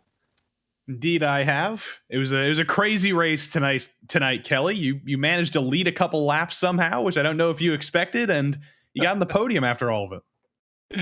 I did not. Sorry, I'm going to talk as best I can. I've been sick since Wednesday. I've just been in a fog. Haven't practiced much. Had some wheelbase problems last week that I couldn't race at all, so I was glad to be back. And genuinely surprised at my 4th place quali after practice. And yeah, gave it my best shot. So how are you? Of course, you weren't feeling good coming into Donington this week because you were sick. But when you saw this track on the calendar a couple weeks ago, when you were back in full fighting shape, what were you looking forward to this place? Were you scared by it? What was your thought process? I'm not scared by it, but I avoid it like the plague. It's just no fun. No offense to anyone. I just don't like it. Controversial opinion. I'm sure the Donington fans are gonna come out of the woodwork, but still a decent finish for the team's championship with you in 3rd. I'm sure Kevin ending the race upside down in the gravel probably isn't ideal, but you guys should still have the lead of the team's championship. Are you guys really focusing on that this season? Yeah, I mean, I think the team aspect is just some added fun. I think we're all really here to win the individual standings if possible, but it's awesome having such a good team that can put up some points as long as we all finish the race. I think we're 4 weeks in now, and I don't believe we've all finished a race or even taken part. No, we've all 3 started a race but not finished. Ryan had some things going on today and couldn't be here, so yeah, watch out. If we're all in prime form, you guys better watch out. And next week, Mosport. Felipe just talked to us. He said he has no experience there. He's got to learn it. How do you feel about Mosport? So funny enough, that was also a track a week or 2 ago in my other league when the wheel issues started. So I only got a few laps into the race and couldn't upshift and had to retire. I'm fingers crossed. I had the issue since doing the fix last week, so I should be good. Another one that I don't race much, definitely not my favorite, but I should be up there in the hunt. All right. Well, we wish you good luck. Kevin is quick. Kevin's quick at Mosport. I'll say that. I mean, he's quick everywhere, but yeah, he seems to be quick everywhere. Yeah. But we wish you good luck for next week. We wish you good wheelbase things, and we will see you in virtual Canada next week. Thanks, guys. Kelly Greenhoe, P3 tonight. Slightly surprised by that he is, but even more surprised, I think we're both by the change for the win there at the end of the race, DJ. I hope Felipe doesn't end up winning the championship by 3 points over Jameson, because I think Jameson might regret that. I think he might as well, but that will be a time to figure out on a different day, as right now we keep our eyes ahead to the next week's race at Canadian Tire Motorsport Park. Join us there at 8:30 p.m. Eastern Time for that race. It always puts on some good festivities. You are not going to want to miss that one at all. But as for today, we are not done with the action yet, because we head to Road Atlanta, one of the gems here in the North American racing calendar for the GT4 Fixed Series. Joey, we just saw some real-life GT cars take to this track last weekend. Very good to see, and this is a track that's a little bit unlike Donington. Slipstream's going to be very important here today. It is going to be very important down the back straight. That passing zone at turn 10 is going to be extremely critical. We had a good race here when we came here last season. Sean Campbell won, of course he did, but he was very much challenged because of those long straights. He had to fight for it with that BMW, but this season, now that it's a fixed series, the straight line speeds of all the cars have been evened out just a little bit. We've had 3 different winners in 3 races, so who knows? Is Diaz or Brockway or Ream going to finally win 2, or could we have a 4th winner in 4 races from somebody like Romero? Well, we will have to wait to find out, but let's go ahead and run you through the schedule here for this GT4 series. We obviously head to Ashlerbein there next week, then Sebring, Sandown, Nürburgring, and Mid-Ohio. And like the other series there for the MX-5s, we do end the series at Road America, which is going to be absolutely incredible. I am very excited, and very excited to head to a new track next time out. That one's going to be particularly interesting to see how that all goes down, Joey. Yeah, everybody get your Oscherslebens downloaded, get your practice laps in.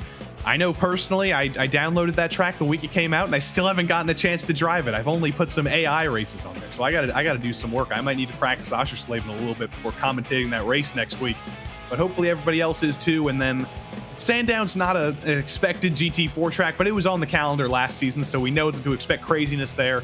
But Sebring, the Nürburgring GP track, Mid-Ohio, Road America, a lot of GT4 stalwarts from America and from worldwide, so we can definitely expect good races there. And watch Sandown coming up, because that was crazy last season. Was crazy. It'll be crazy this season. But speaking of crazy, let's run you through the crazy standings. As you mentioned, 3 winners in 3 races, but it is Michael Diaz who has been the form of consistency here, and to be able to hold on to a 10-point lead at the top of the charts over Francis Castillo-Romero and Justin Ream. A little bit of a gap there, but Ream finds himself in a close battle with Matias Arangua there, only 2 points ahead of him. Brockway holds on to 5th place with Matthew Miles and Johnny Luna behind them. Bachelard, Mulholland, and Pukari round out your top 10, and what has to be said is a very, very closely contested battle up and down the field. We also have a teams championship here in the GT4 series, and that is leading the way right now, Precision Racing Esports Pro, with a pretty commanding lead of about 60 points or so over YS Motorsports. Advent Racing about 30 points back from YS. Then it's SRT Esports only about 8 points back, and then this is where things start to get a little bit close with Precision Racing Esports Academy, Monkey Butt Rides MRT, our personal favorite name there for any of the teams. Then Britannia iSports, Can-Am Racing, HBDS Academy, and Ride and Shotgun Motorsports rounding out your top 10. And with that business taken care of for the day, that is going to bring us to the action out on track right now. Owen Watts currently leading the way, but by the most infinitesimal of margins, only about 95 thousandths of a second over Michael Diaz. Justin Ream is in 3rd, Francis Castillo-Romero and Martin Fries there in P5.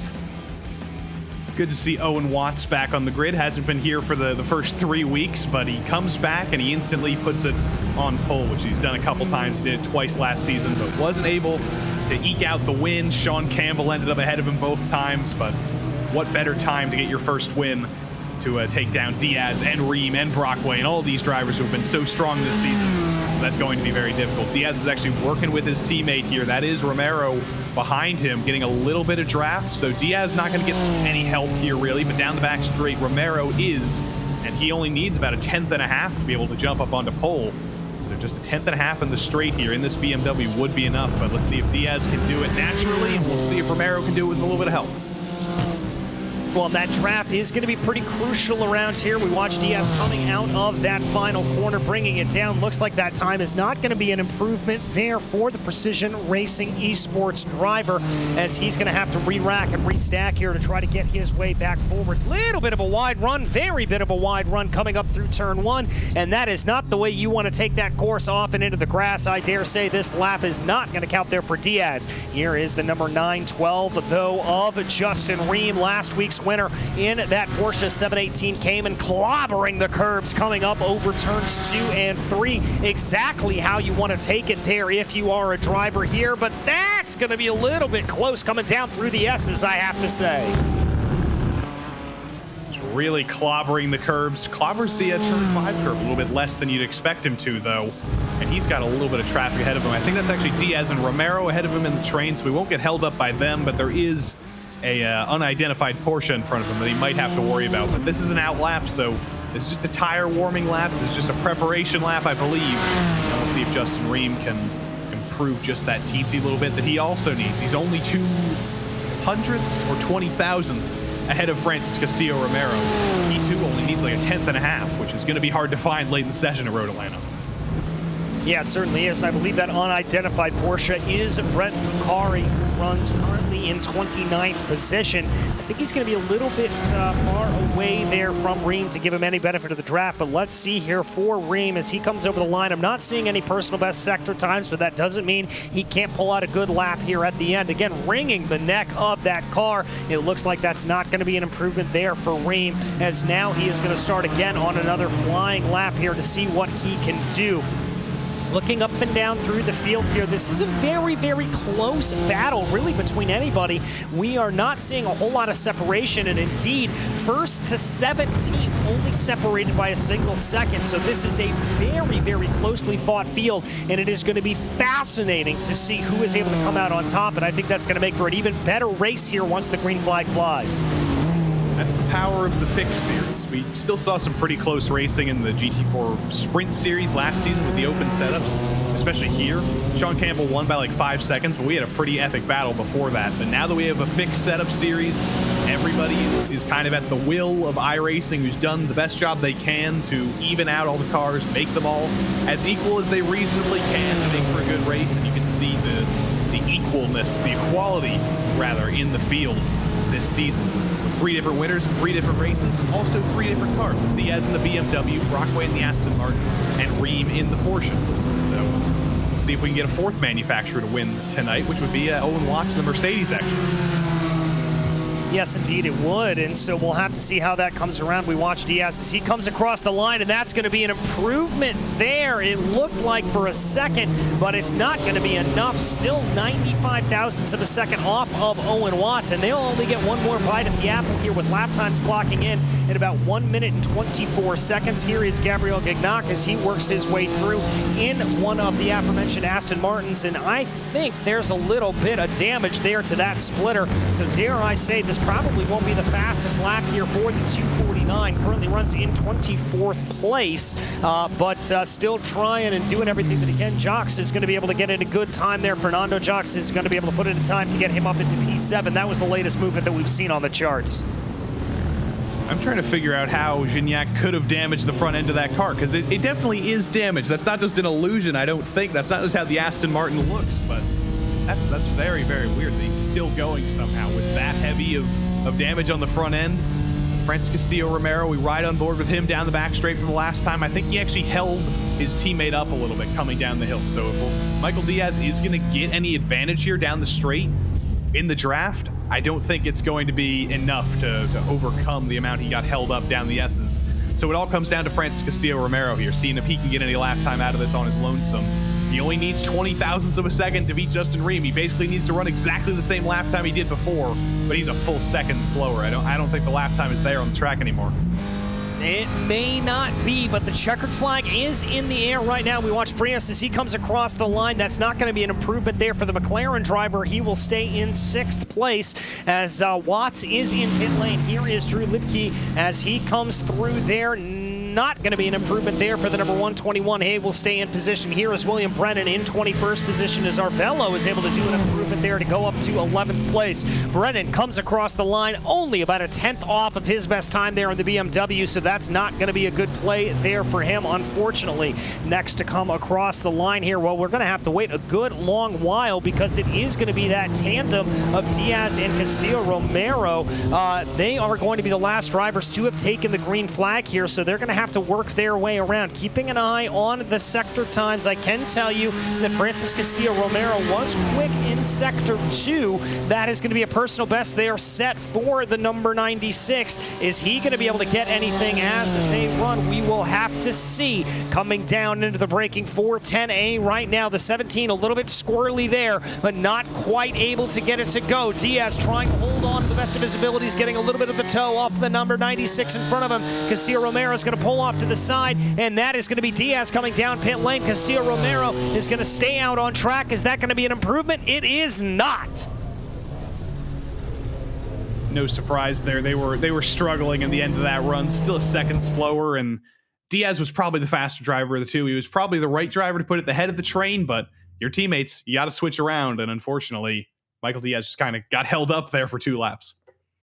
Unfortunately, he did here as Bachelard and Frias are going to come across the line right now, and it looks like Frias is going to come down into pit lane, and so that will wrap up your qualifying session here from Road Atlanta, and we should get ready to go to the rolling start here in just a few moments' time, but before we do, we will go ahead and wait for everything to tick over. We will bring you that qualifying order right now. It is going to be Owen Watts in that Mercedes-AMG GT4 leading the way over Michael Diaz, Justin Ream, and Francis Castillo-Romero in row 2 behind them with Patrick Bachelard and Marvin Frias there in P6. P7 is going to be Fernando Jaquez, followed by Adam Brockway. Then it's going to be Gerard Farewell in 9th and Johnny Luna in 10th. Frankie Arvello will be in 11th, followed by Darren Rutherford in 12th, with Chase Brown and Matthew Miles in the row behind them. Series organizers Jerome Berthiaume will be in 15th, followed by Drew Lidke. Then it's going to be Kyle Kammer and Jean-Marc Tremblay in 18th. 19th will be Luis Barraza, followed by Dean Garreau, William Brennan 21st, and Sean Mulholland in 22nd. Vincent Bissonnet will be in 23rd, and then Gabriel Gignac will be in 24th position. In 25th will be Anthony Dring, and then Eric Palacio. David Slee will be in 27th, 28th, Brett Pancari. Tim Collier's 29th, and Liam Park is in P30 with Brian Hoskins, Stephen Hassett, and Nicholas Colander rounding out your 33-car grid here today. And it's a full pace lap, Joey, which means that there's going to be plenty of time for these drivers to warm up their tires. But dare I say, they're not going to need too much warming because it is about 93 degrees Fahrenheit out on track, right in that Goldilocks zone that we like to talk about. And we've seen hotter. We've seen much hotter track temps. So this is the Goldilocks zone. This is exactly where you want to be. It's not freezing cold like it was over in virtual Britain with the MX-5s. It is a nice 69-degree day here in Atlanta, Georgia, or just in the outskirts of Atlanta, Georgia, in Brazelton, rather. 93-degree track temp. This is exactly what you want when you're a driver. It's not, you might want a little bit colder of a track temp because that might help you out a little bit, but this is basically exactly what you could ask for in terms of racing conditions, in terms of not destroying these tires at the high speeds of Road Atlanta. Exactly, as the Porsche pace car there pulls off and we get ready to go for our full pace lap around this historic Road Atlanta circuit, recently celebrating the 25th anniversary of the Petit Le Mans, which is run here every year. And I'm going to be very, very interested to see, yes, this is a fixed series, but there is the balance of performance that comes into play as well. But there are going to be some cars that have a little bit of a better advantage on the long straightaways. We've often talked about that straight line speed of the BMWs. Is that going to come into play here, or are we going to see a little bit of swapping around? Maybe some of the cars down through this section of the track, coming up through turns 2 and 3, are they going to be able to get a little bit better of an advantage through this section? I think we've done a reasonably good job of evening out the cars this season with the BOP. So the Mercedes is always quick in a straight line. The BMW was kind of the OP one, the overpowered one in a straight line last season. But the McLaren has been good in a straight line this season. The Aston Martin was very, very good in a straight line. We saw Adam Brockway win at Daytona a couple weeks ago, which is probably the most important track for straight line speed in these cars. So it's almost impossible to predict what's going to be the best car here, because on the grid we go Mercedes, BMW, Porsche, BMW, Aston Martin, McLaren in the top 6. That's every single manufacturer, unless I'm forgetting one, which I don't think I am, but that's every single manufacturer represented in the top 6. Yeah, it certainly is. We are just missing the Toyota GR Supra, which we have been told by iRacing will be coming #soon. So get excited for that to be able to enter in. And then once we get that Toyota, we pretty much have all of the real-life counterparts here in GT4 racing. Drivers bringing their way down the long back straightaway right now. Owen Watts up ahead in the field. You see a little bit of weaving going on back and forth, just trying to get as much tire temperature as possible into those tires before we dive down the hill here into turn 10, bringing everything around as they go. This is going to be tricky. This is always a flashpoint going down into turn 1. It is a fast corner, and you definitely don't want to be 2, and certainly don't want to be 3 wide going down into that corner. Michael Diaz bringing his BMW up alongside Owen Watts as here we come down the hill through turns 10 and or 11 and 12, and there goes the green. We are racing in Road Atlanta, and it is a great start for Owen Watts, and an equally good start there for Justin Ream, who is looking to maybe be able to close out and get a move done on Michael Diaz going into turn 1. The first couple cars in the field filter their way through. I don't see any big kerfluffles here at this point. A little bit of dirt getting kicked up as Watts leads the way up at the front of the field. Little bit of coming together, and that is going to be an Aston Martin getting very, very squirrely. Excuse me, that is the Mercedes of Gerard Farewell that is going to be off. But other than that, everybody through cleanly. Great qualifying for Gerard Farewell, so that's unfortunate to see him falling through the field already, and in the S's, that's the worst possible place to get shoved off like that, because you are flailing around trying to recover and also trying to not take out the rest of the field. But other than that, like you said, completely clean all the way back to Corey Clark and Doyle Lawrence at the back of the field, who started without qualifying. So 35 cars, and every single one of them has navigated the S's and is still rolling right now. That's pretty incredible. Pretty incredible indeed. I'll tell you what else is incredible, and that is the fact that Owen Watts has been able to get a massive jump on the field, already growing that gap upwards of a second here as they dive down into the first corner. Here they come as they work their way through, working down into 10A and 10B. It looks like we're not seeing a whole lot of passing there in the field. Everybody keeping it very, very neat and tidy. The top three right now, Watts, Ream, Diaz. Ream being able to get the advantage over Diaz into the first corner. That was an aggressive move by Ream, and he had to do it. It's tough to pass in the S's. It's tough to pass on lap 1. If the opportunity comes to you, you might as well take it. And Michael Diaz wasn't going to fight that too hard. He's the championship leader right now. He, of course, wants to fight for these wins, but he also doesn't want to get taken out at turn 1. And unfortunately, him and Ream have had a little bit of history this season 2 weeks ago at Daytona. So I think both of them might have a little bit more incentive not to fight with each other too hard and get into each other again. And Diaz will play the long game. He'll stick with Ream for the rest of this race. Just for right now, he thinks, you know what, I think I'll survive the first 3 minutes of this race instead.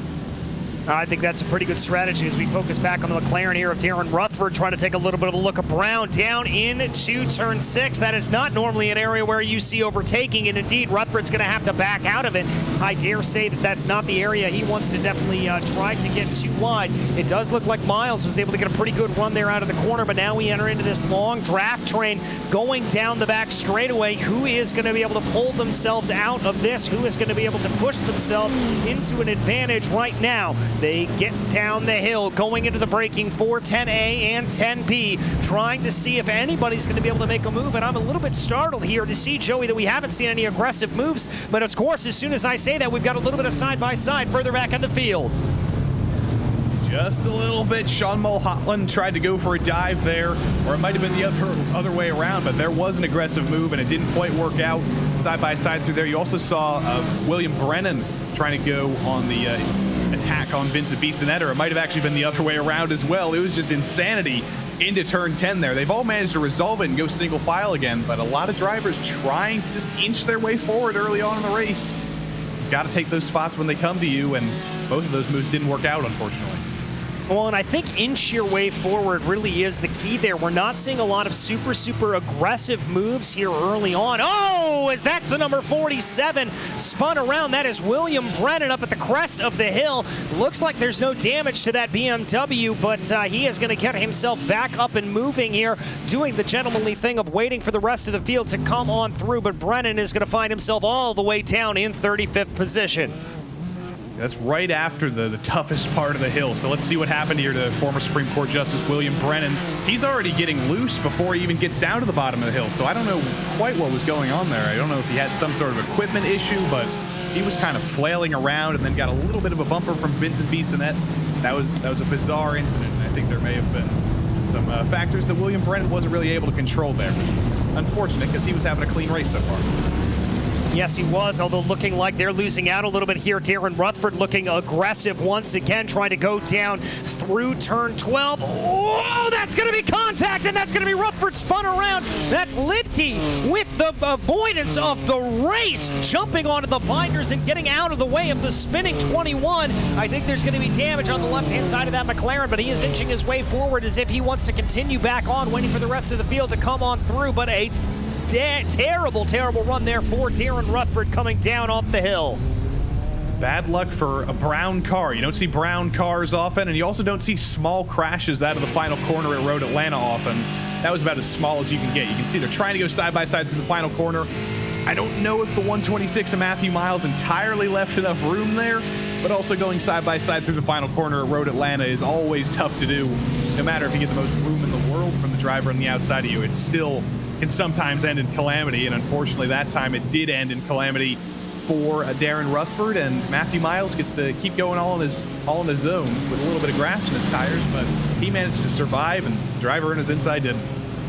Yes, he did, as we watch here on Jaquez as he tries to hold off an attacking Adam Brockway there in the Aston Martin. Jaquez, a little bit of a defensive line going down into 10A and 10B, and that's now allowed for Johnny Luna and the Mercedes to catch up to the back here as they work their way through 11 and 12 right now. Down the hill, coming towards the start-finish line. Jaquez doing a good job of keeping away, not driving too defensively. Fastest lap of the race, by the way, being set by Justin Ream. He's been able to get that gap down to Owen Watts to about 0.4 of a second. We'll keep our eyes focused on this battle, though, in the meantime, as drivers work their way up the hill. Jaquez still facing intense pressure here from Adam Brockway. Oh, dear. Cody Dring just got murdered on the front stretch. Actually, it was Stephen Hassett, his teammate. But there was a BMW backing across the track there. I'm not entirely sure what was going on there, but that was a huge accident, and that is just a destroyed BMW. I think that might be Slee or one of the other BMWs. I'm trying to figure out who that is, but either way, bam, just an argument through the final corner, then gets turned. That is Anthony Dring. He switched cars in the past 2 weeks. That's why I was confused, and he wipes out his teammate, unfortunately. And again, going side by side, they're out of turn 12, and that not faring well for the drivers who decided to do it.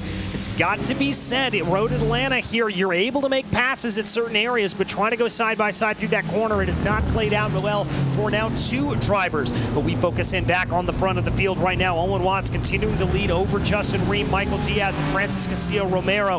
Less than 2 seconds separating your top 4 here. I'm getting the sense that we're seeing a little bit of patience here out of these drivers. They don't want to push too far ahead here at this point. Ream, though, definitely looks like he has the speed to be able to close in. Sean Mulholland, he made a good move at turn A like a lap ago, and he's just been turned around at turn 10, and he's in a very, very bad spot. Well done by everybody there to avoid him. It's pretty wide open there, so you can definitely see a car that spun there, but great job by everybody checking up there. Let's see what happened to him. Did he get help? Oh, he certainly did. Too late in the brakes, and he gets turned around in a very, very bad spot, and there's going to be some damage on, I think that might have been Luis Barraza who hit him, or Luis Barraza might have gotten into a separate incident himself, but either way, Aston Martin on Aston Martin violence into turn 10. Bad luck for Sean Mulholland, who again was having a good day. Was indeed, and I can confirm that that was the number 7 of Luis Barraza there that did get into the side of him or into the rear end of him, so that is what sent him around. We keep our eyes focused, though, on the battle. It looks like Ream and Watts starting to pull away here a little bit. Crucially here for Justin Ream, he has been able to grow that gap upwards of about a second between himself and Michael Diaz. Now that is crucial because that means that he will be able to escape the draft here a little bit, pulling himself ahead, and look at just how much he is able to close down through those final sections. We always talk about the rotation in the big brother of this Porsche, the 718 Cayman GT4 in the 911 GT3, but looks like here that there is some good rotation and a little bit of a look to the inside for Justin Ream as he sets again the fastest lap of the race. I think Ream is on the attack. He is full bore right now. He wants the lead. If Owen Watts is saving fuel right now, if he's hanging back just a little bit, Justin Ream is doing exactly the opposite because he is all over the back of Owen Watts. If he can get a good exit out of turn 7, that's going to be critical because I don't think Owen Watts is going to fight the move too hard. If Ream is getting this aggressive this early, there's still a good 15 minutes probably until everybody else decides to pit. So if Ream wants the lead, Owen Watts might just let him take it and hope that he can save a little bit more fuel and maybe retake it later on in the race if he can save his stuff.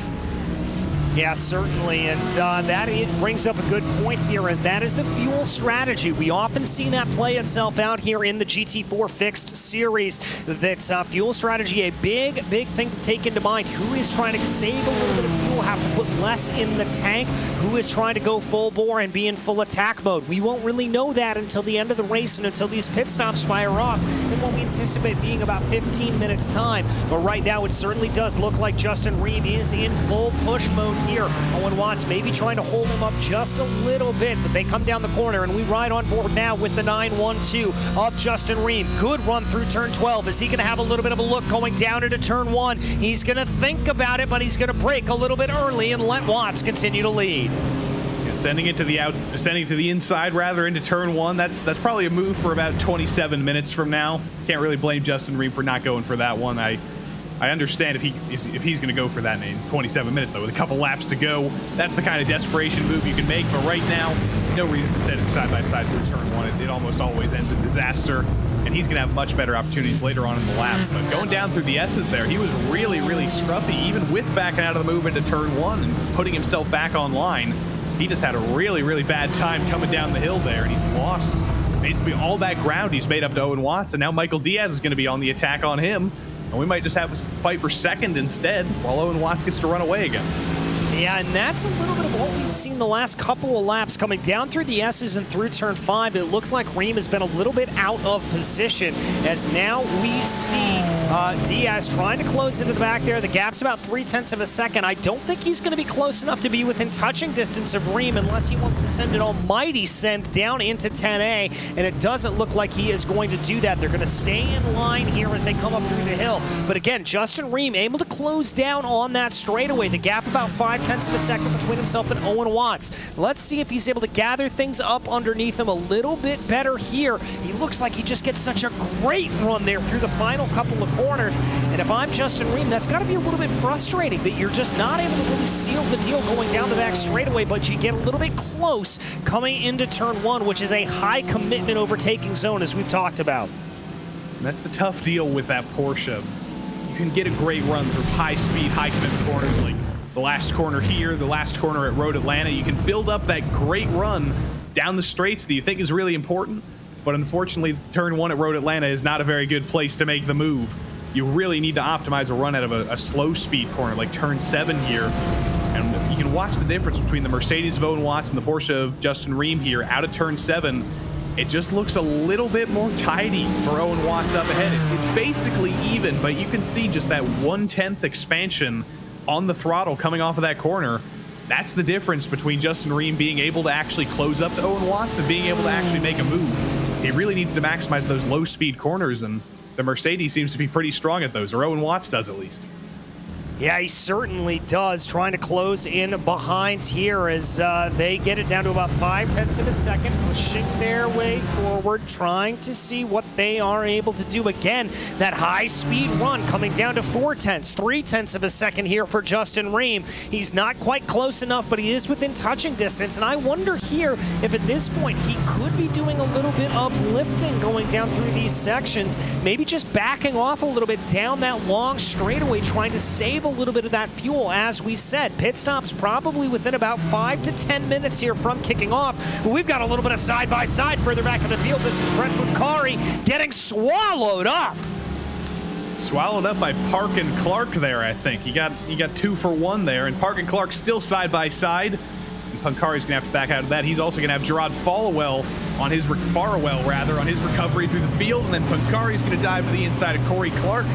Whole bunch of Porsches here and a Mercedes trying to figure out where the heck to go. And Brett Punkari seems to be the loser in all the situations, unfortunately. I think he's just backing out of these, trying to survive. Yeah, I think he is as well. And Punkari, there we have a view of his man cave. We got to talk to him a little bit a while ago about that very setup there for him, trying to be able to keep his way forward. Looks there that looks to be Corey Clark that ran a little bit wide on the exit of turn 5, and that now down to the inside is going to be Brian Hoskins trying to make a move into turn 6. You don't always see that every day, but Hoskins pulls it off to perfection. A good move there. Hoskins having a good day, up 8 right now. Corey Clark having a better day, though, up 12. Good to see Brian Hoskins having a good day. He's another driver who participates in so many of these Precision Racing League series on road and oval, so good to see Brian Hoskins making up a couple spots and not getting taken out in anybody else's messes so far. The BMW, not as strong in a straight line as it was last season, but it's still pretty darn strong. He's able to close up to the back of Corey Clark just a little bit, but he's not going to be able to make a move just yet. But as the 2 Mercedes ahead of him fight of Farwell and Liam Park. And Farwell, I thought he was actually going to bring it down pit road there. I thought he might go for an early stop, but no, he's actually going to send it to the inside of Park, and he's going to get destroyed in the final corner. It strikes again, and both of those Mercedes said they were fighting. They fought a little bit too hard. Yeah, fought a little bit too hard there on that, and let that be a lesson to all of these drivers out on track. Be very, very wary if you try to go too wide down through turn 12. It has not ended well for anybody else on the day, but I'll tell you who has been able to keep things nice and easy and organized. That is your top 3 of Watts, Reem, and Diaz. Francis Castillo-Romero in the sister BMW there. Looks like he's fallen back a little bit to the tune of about 1.5 seconds, but Reem a little bit closer here. I wonder if he's going to be able to get a good run out of this corner again. This is the closest we've really seen that gap coming down through 11 and 12. Could this be the move? The gap is coming down under 0.2 of a second right now. Reem has got the run of a lifetime. Does he decide to go for it, though? No, he is going to stay in line, not wanting to be too aggressive too early. put that in the old memory bank for later on in this race. He's about 2/10 faster through the final corner than Owen Watts. Here's a replay of what happened through the final corner. That is as high speed of an accident as you can get on iRacing in a GT4 car. That's a solid concrete wall on the outside there as well. So be very thankful that's a virtual concrete wall that Gerard Farewell got turned into there. Liam Park on the outside, Farewell on the inside, fighting over the final corner. Always ends in disaster, or almost always ends in disaster, because Corey Clark just managed to survive it. I guess the last name Clark is good luck. I guess it is, as now he's going to stay side by side there with Brian Hoskins. Brett Pucari just trying to hold in behind right now. They're going to stay side by side still. Is Clark going to be able to slot his way into line there? Yes, he is, and he's going to be a little bit happy about that it didn't come to blows there for that green and blue Porsche. But now as they work their way back up the hill through turn 5 right now, trying to get back onto the loud pedal. That Porsche gripping up. Here we check back in at the front of the field. Very close running. Ream only about 0.3 of a second away from Owen Watts. I've got to think here that as we get down with about 23 minutes left to go, maybe pit stop strategy will start playing a factor here for these drivers. But Ream not looking in a hurry to get on by still. It looks like he's got the speed coming out of the final corner, but just doesn't want to risk it going down into turn 1. I feel like maybe Romero could be best off coming down early and running a couple clean laps while Diaz and Watts and Ream kind of run in tandem here. But also, Watts, Ream, and Diaz have been running great lap times while they've been running like this. It's not like Owen Watts has actually been holding these guys up. They've all been running 125 zeros, 125 0, 125 0, and Francis Castillo Romero has also been running a 125 0, so he hasn't been catching them either. But I don't know. You got to do something unorthodox to bring down that gap if you don't have the speed to make the pass on track. So I don't know. Maybe he could go for it, or maybe he would end up in traffic if he did so. That's always a difficult move to make. But Justin Reams just made a little bit of a mistake there at turn 7. The corner I said he needed to optimize. He's gone off track a little, and that's going to let Michael Diaz close up to the back of him. That BMW's good in the draft. He might be close enough for a dive into turn 10. I don't know if he'll go for it this early. I don't know if Ream will even think to defend. But Michael Diaz is all over the back, and he probably could send it if he wanted to, but he thinks better if he backs out of it. Well, Ream certainly did go a little bit defensive there down into the corner, and you can see that gap expanding between himself and Owen Watts. It was up to about 0.5 of a second as they came down over and under the bridge, rather, and trying to work their way through. Diaz, though, very much hustling the car. You saw him take a big clobber of the curb there going through turn 12, as there they come up into turn 1 right now, trying to see if there's going to be any difference separating these drivers. Looking this way, looking that way, trying to find a little bit of the run here, bounding over the curbs through turn 2 and 3. Not really seeing a whole lot of anything, though, is everybody just staying in line. I'm loving the patience here out of these drivers. I know we keep harping on that, Joey, but it is very, very hard to do when you are in the hot seat, when you're in the racing seat, to just not go in full attack mode. This reminds me a lot of the patience we saw in the races last season in this series. We've had some crazier races in the GT4 Fix Series this season. We had Daytona, of course. We had kind of a snoozer last week at Barcelona, which was very much the fault of the track, but this reminds me of some of those incredible races we saw last season where the drivers were just kind of in a chess match of who can save the most when we just run in line for the first couple minutes, then everybody comes down the pit lane, and they do a battle royale to the end of the race, and it's entertaining because they all survived, they all thought about each other's well-being, and they all tried to make sure they would be there for that fight to the end of the race. Watts, Ream, and Diaz all doing exactly that right now. Watts actually is letting off very, very early into turn 10. I noticed that in the last lap. You saw huge damage for 2 more Mercedes here, but Owen Watts has been saving, and Fernando Iaquez, I think, just got taken out by Johnny Luna, or the other way around. Yeah, that was a battle that was brewing there for a long time. We had about 5-6 cars in a line there, and it looks like Johnny Luna is actually going to take that opportunity to dive down into pit lane. But now the aggressor has become the aggressed here up at the front of the field. Oh, and that is why we had it coming together 3 wide going down into the corner, and when you get a sandwich like that, it is not going to taste all that well. Johnny Luna coming into contact there with Jaquez, and that is exactly what led to that coming together. Yeah, 3 wide rarely works anywhere at Road Atlanta or at Donington earlier tonight, for that matter. It's always difficult to do so, even on a straight, and they all just squeezed each other there at the end of the straight. There had to be 2 losers there, and unfortunately, it was Johnny Luna and Fernando Yaquez there. Watch Owen Watts again here into turn 10 under braking. He's going to lift very, very early, or we won't get to because everybody's going crazy here on the back straight. Eric Palacio is going to join the fray now, and one of the McLarens as well. But there you go. You see it again. Owen Watts backs off. He's very, very slow, but that's because he's coasting. He's saving fuel. He's thinking about that pit stop coming in a few laps' time. And he wants to be in his box for a critical couple less tenths. And here comes Justin Ream.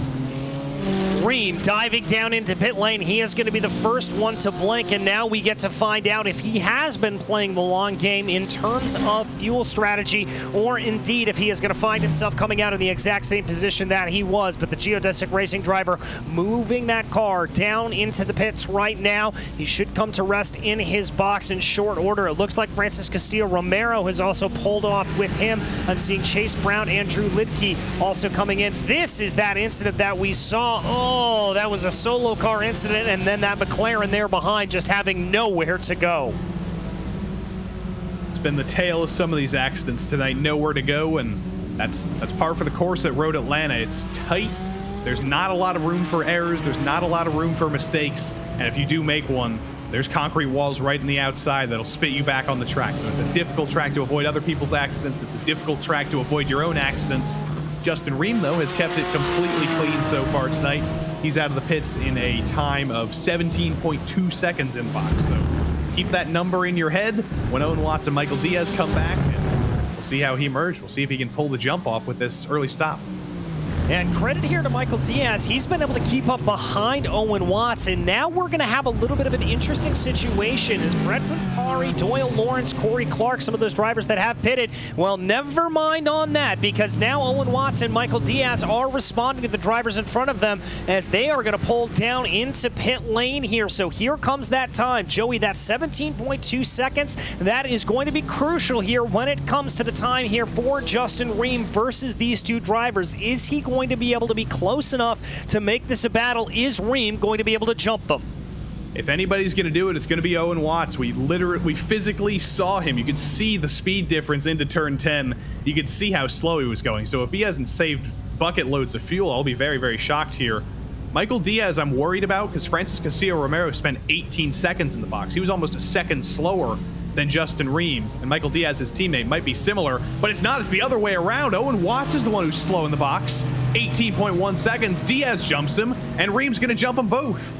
Able to get on by to the tune of about 0.4 of a second there over Diaz, and Watts, the big loser out of the pit stops with an 18.2 second pit stop time.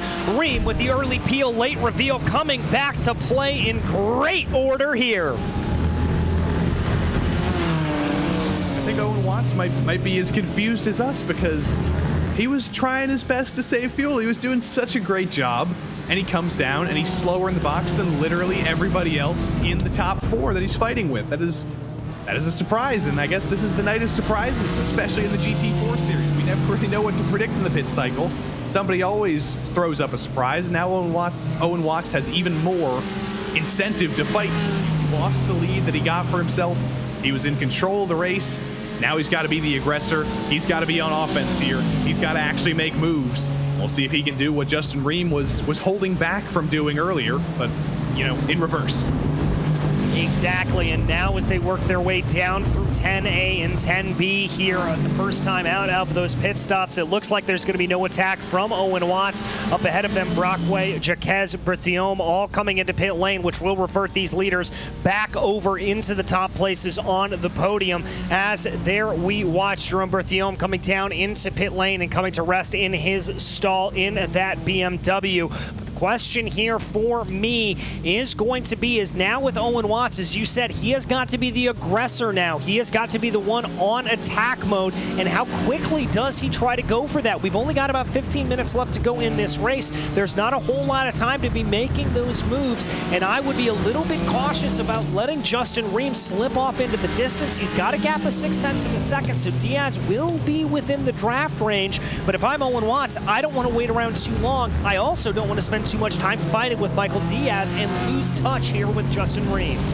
That's the tough trade-off at Road Atlanta.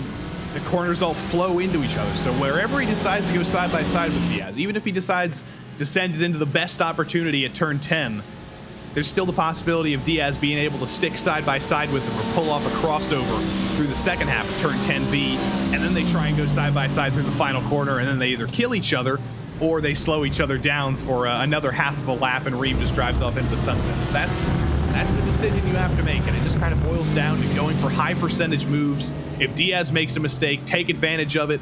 If you're close to him, if you know you can dive him, completely clear him into the corner in a braking zone, go for the move.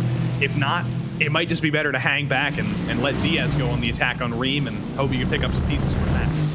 Well, we'll have to see how that plays down. We do have a battle for 8th place right now. Marvin Frias holding off Chase Brown. Frias has really been in the wars here today. He was the head of that train that we talked about a little bit earlier, where all of the scruffy action came into it. But right now, the gap only about 0.4 of a second. That McLaren leading the way, and Marvin is the highest placed McLaren in the field, trying to hold off one of the BMWs. We've got another little bit of side-by-side further back in the field here right now. That's Tim Collier and William Brennan working their way down the backstretch. Good to see Tim Collier here as well. I think this is his first start of the season, a driver who we see in the NASCAR Cup Series every single week here, trying his hand at some road course racing with a few other drivers like Doyle Lawrence and other NASCAR regulars here. Takes a little bit of the grass in the outside, and William Brennan looks like he's going to fall back here while Tim Collier sets his sights forward, tries to look forward, but through the final corner, Brennan's able to recover.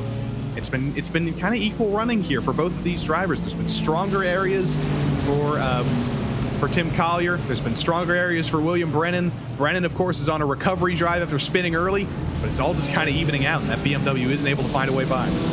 Yeah, not really able to find a way by here as we keep our eyes fixed on that. Working their way down through the S's right now.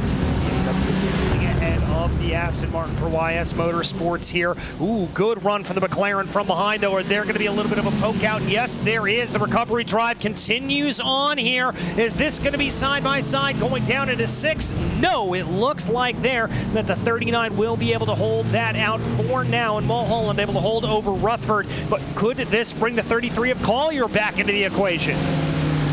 Damaged cars in Mulholland and Rutherford, and I don't think Tim Collier has any damage, so he might be able to get by both of them here. They're going to go side by side down into turn 10. They're also going to have the BMW of Nicholas Collender in front of him, who is going to be a little bit of a roadblock. He's actually going to give a little bit of draft to Rutherford as well, who's going to have kind of easy pickings on Mulholland there. Mulholland tried to fight back on the inside, but did not work at all, and the draft really helped Rutherford there. Brennan as well tried to make a move on Collier there, who made a mistake, but it didn't work for him. And here's the lead. Here is indeed the lead. Michael Diaz to the outside of Justin Reem. Contact between the two, banging doors as they go down into turn 10. Both able to keep it together, but more contact as they exit through 10A. And there is going to be Owen Watts trying to pick the pocket of one position. They're going to be side by side through 12. Oh, don't come to blows here again. We've seen this come wrong so many times here today. But it looks like Watts is not only able to get one, but two positions. But here comes Reem down to the inside with a mega move. That's going to put him back up into P2. Not able to get P1 away. Diaz trying to fight back, though. This is absolutely incredible. I don't know how they got away with that. Justin Reem and Michael Diaz were trying to hip check each other down the front straight.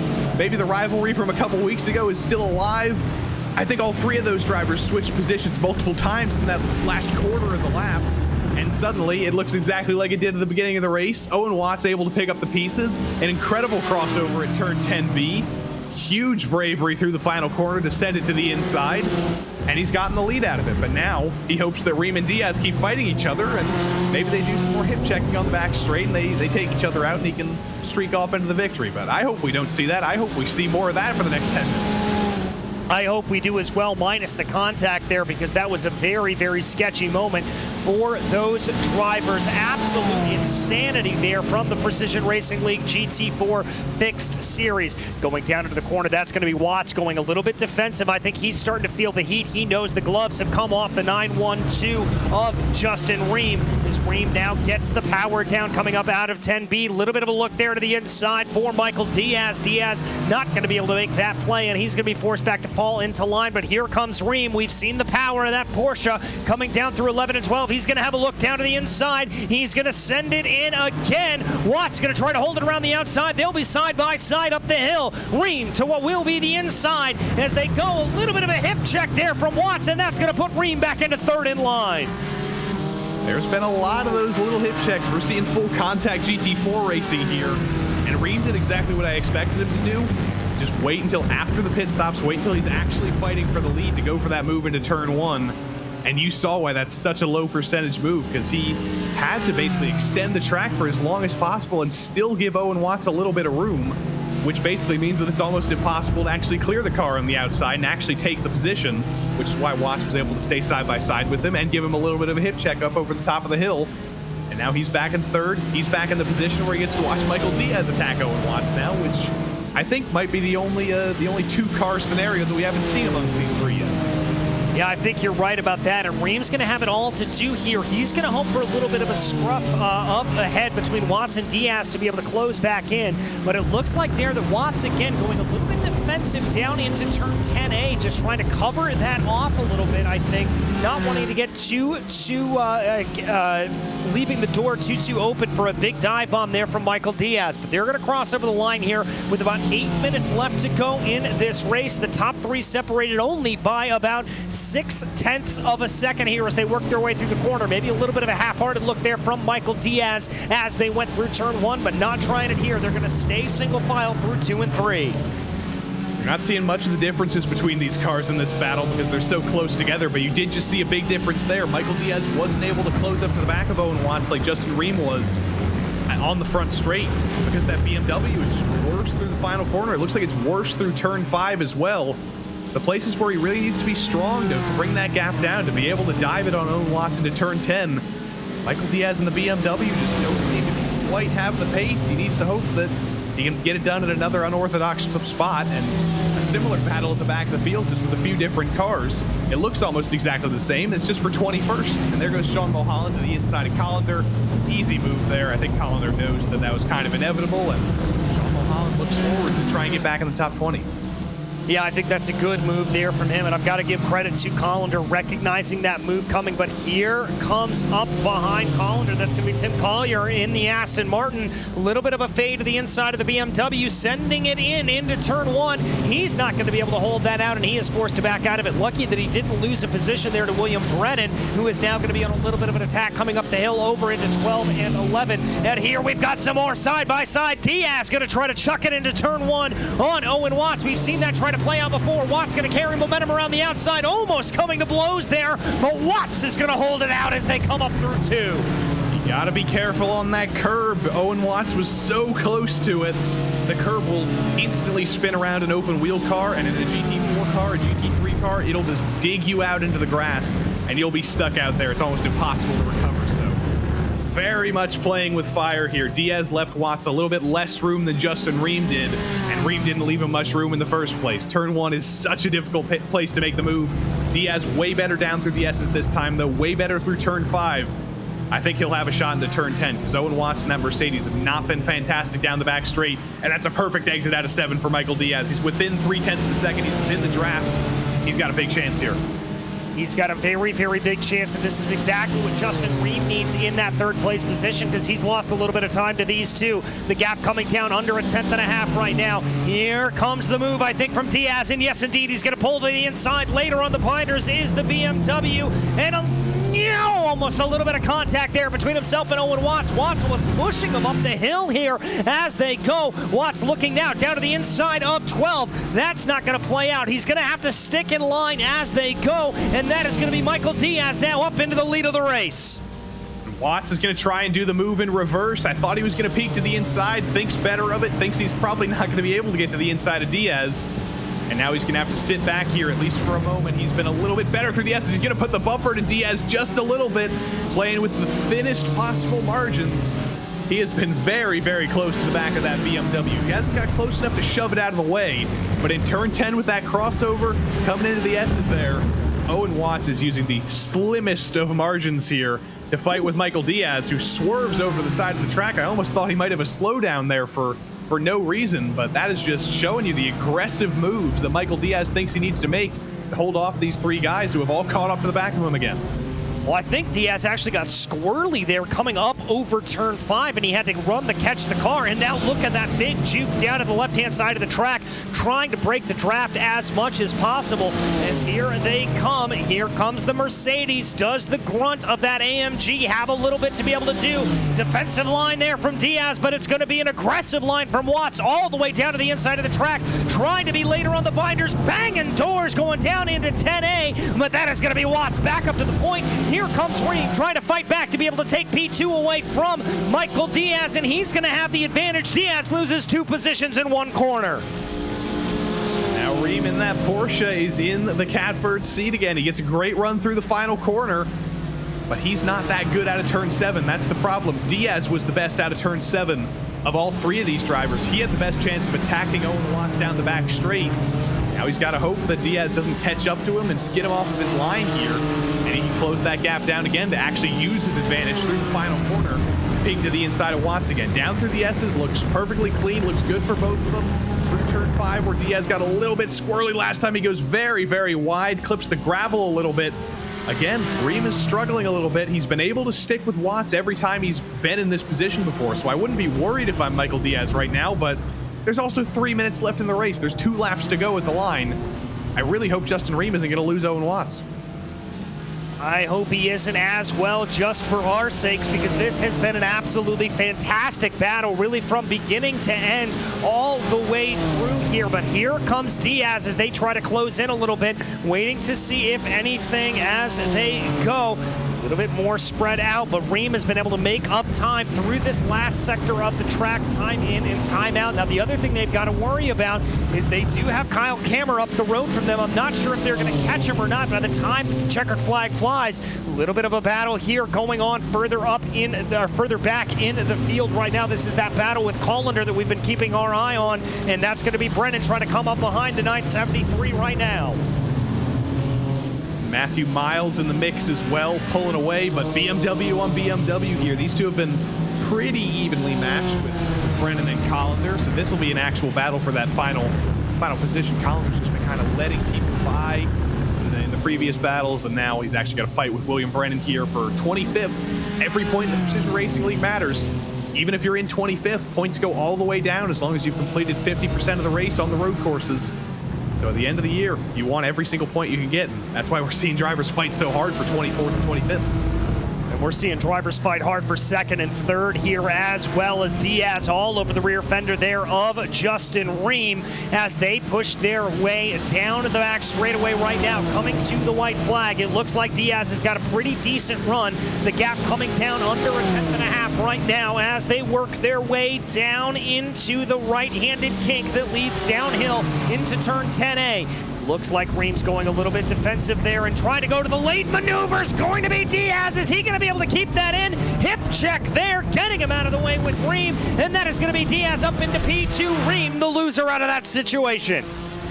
Justin Reem got reamed a little bit there. I think he's going to be very unhappy. If he gets back to Michael Diaz, I think he's probably going to repay the favor here. But this is the white flag. This is the last lap. And if Owen Watts is watching his relative right now, this is about to be the calmest last lap of his life because he's just been gifted a 2-second gap with just that little skirmish there. There's still some lap cars he's got to deal with, but that should be pretty easy pickings. I think that was Nicholas Collender, who he just got by, who must have made a mistake. But Owen Watts has been given this lead. He held off the attack from Diaz, held off the attack from Reem, and they were too busy fighting with each other to chase him down. They're trying to be able to get themselves up ahead. Diaz right now able to get by Nicholas Collender, as you said. They continue to push away here in that gap, about 2 seconds up the road for Owen Watts as they run. Here it comes down to the line, though. We ride on board with Justin Reem, trying to see if he's going to be able to gain in on that position right now. Diaz closing ahead, trying to see if he can hold off the attack here from the 912 as they run down in the back straightaway for the final time. Here they come. This looks like a clear-cut victory for Owen Watts, but second place is still yet to be decided. Here comes Ream with a little bit of a move, but he's going to be too far back. He decides not to go for it. Diaz is going to be able to hold off on that line. Does Ream have the power to be able to come down into the line as Owen Watts comes down through the final corner? Ream flashes the headlights, and the 114 will take victory for Owen Watts. Diaz holds him out over Justin Ream. How many times did Owen Watts take the fight to Sean Campbell last season? If there was anybody who was deserving of his first PRL win in the GT4 series, Owen Watts was certainly on that list. Justin Ream, of course, was on that list. He got his first win earlier this season. Owen Watts joins the fray as well, and I think Francis Castillo-Romero is out of fuel here. Yeah, coasting across the line there in P6 was Castillo-Romero, as we've got a little bit of a battle farther back in the field right now. That is Lidke, and that is going to be Garreau right up ahead of him as they come down through the corners right now. It looks like that Dean Garreau is going to be able to hold that out, and yes, he is. The number 44 BMW able to hold on to 12th place over Lidke in the 13th. Still Aston Martin battles that need to be resolved. Matthew Miles with the Monkey Butt Rides contingent still watching this on. I'm sure they're all cheering at home. See if he can be the top Aston Martin in this little battle with Mulholland and Tim Collier. Side by side through the final corner. They're giving each other plenty of room. Very, very respectful racing at the back of the field here. Miles is ahead, but he's leaving Mulholland a little bit of a track on the outside. They're going to race side by side through the final corner for 21st here. Who's going to get it at the line? It's going to be Miles. Mulholland not able to hold it around the outside. Did a little bit of rallycross as well. That was a great little battle for 21st.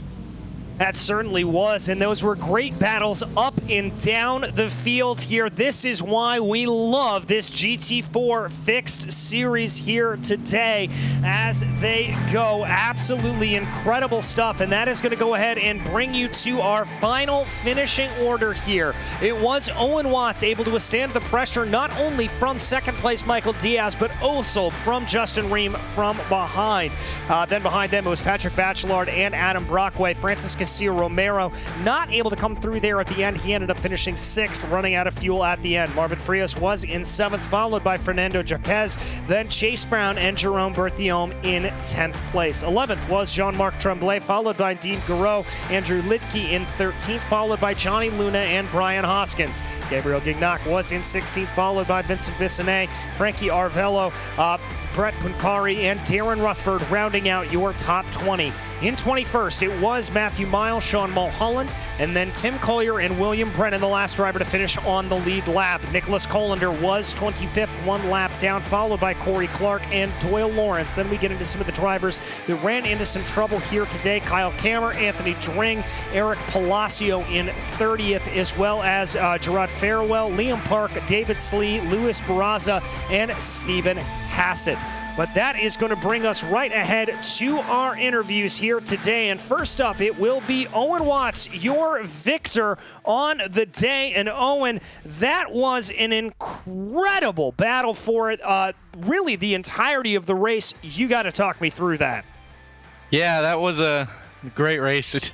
The boys kept me on my toes all 40 minutes of it. So, it feels good to be back. My initial plan this season was to sit it out and take a break for a little bit, but I was stuck at work today watching the boys battle last week, and I instantly hit the guys over at Precision Racing League up, and they said, let me in. So I'm glad to be here tonight, glad to take this win. It means a lot. I fought for it all last season, couldn't get it, and here we are tonight in Road Atlanta, and it just feels good.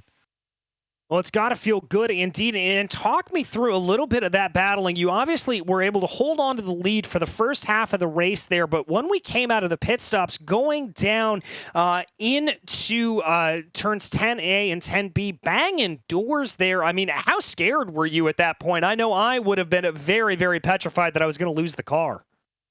Yeah, it was definitely elbows out racing, and I think we all kind of know our limit of, beating around and racing clean. So I've had a whole season of experience racing against these guys, so I know kind of what to expect. And I really wasn't too worried. I was expecting some good, hard racing after these pit stops, especially after I saw where I came out in third. So I was expecting it after the pit stop, and yeah, I knew it was coming. Well, I want to ask you about looking ahead there. You obviously are, it sounds like you're on a little bit of a part-time season there, but are you going to be here for next week? And if you do, how do you like that new track of Oschersleben? I have not driven the GT4s around Oschersleben, but I've driven a few other cars there, and it is a fun track, and I'm really looking forward to racing with the guys next week. We should produce a great show. It's going to be a lot of fun, and yes, I will be here. Well, fantastic, Owen. We look forward to it. But for today, a victory. You finally got it. Who makes this possible? All the guys over at Delta Sport, and of course the guys at Precision Racing League. Late entry, couldn't have done it without their help. So big thanks for getting me in here to race tonight. But yeah, all the guys over at Delta Sport have been helping me all the time, man. They've helped me grow as a driver so much. I can't thank them enough. Well, fantastic, Owen. Thank you so very, very much. That was Owen Watts, your victor here on the day. And Joey, I believe you have been able to catch up with P2, Michael Diaz. Well, Michael, you and Justin going at it again. Those were some crazy last couple of laps. Talk us through those dying minutes of the race from your perspective. Well, that was intense. I don't know what's up with the damage mode or something, but again, we were just on the straightaway and my car got hooked and just goes towards his. So yeah, it's weird. But it was fun. Getting our elbows out. I tend to race contact zero or no contact at all, but everybody seems to just getting their elbows out. So I just did the same today, and then it's a hell of a lot more fun, that's for sure.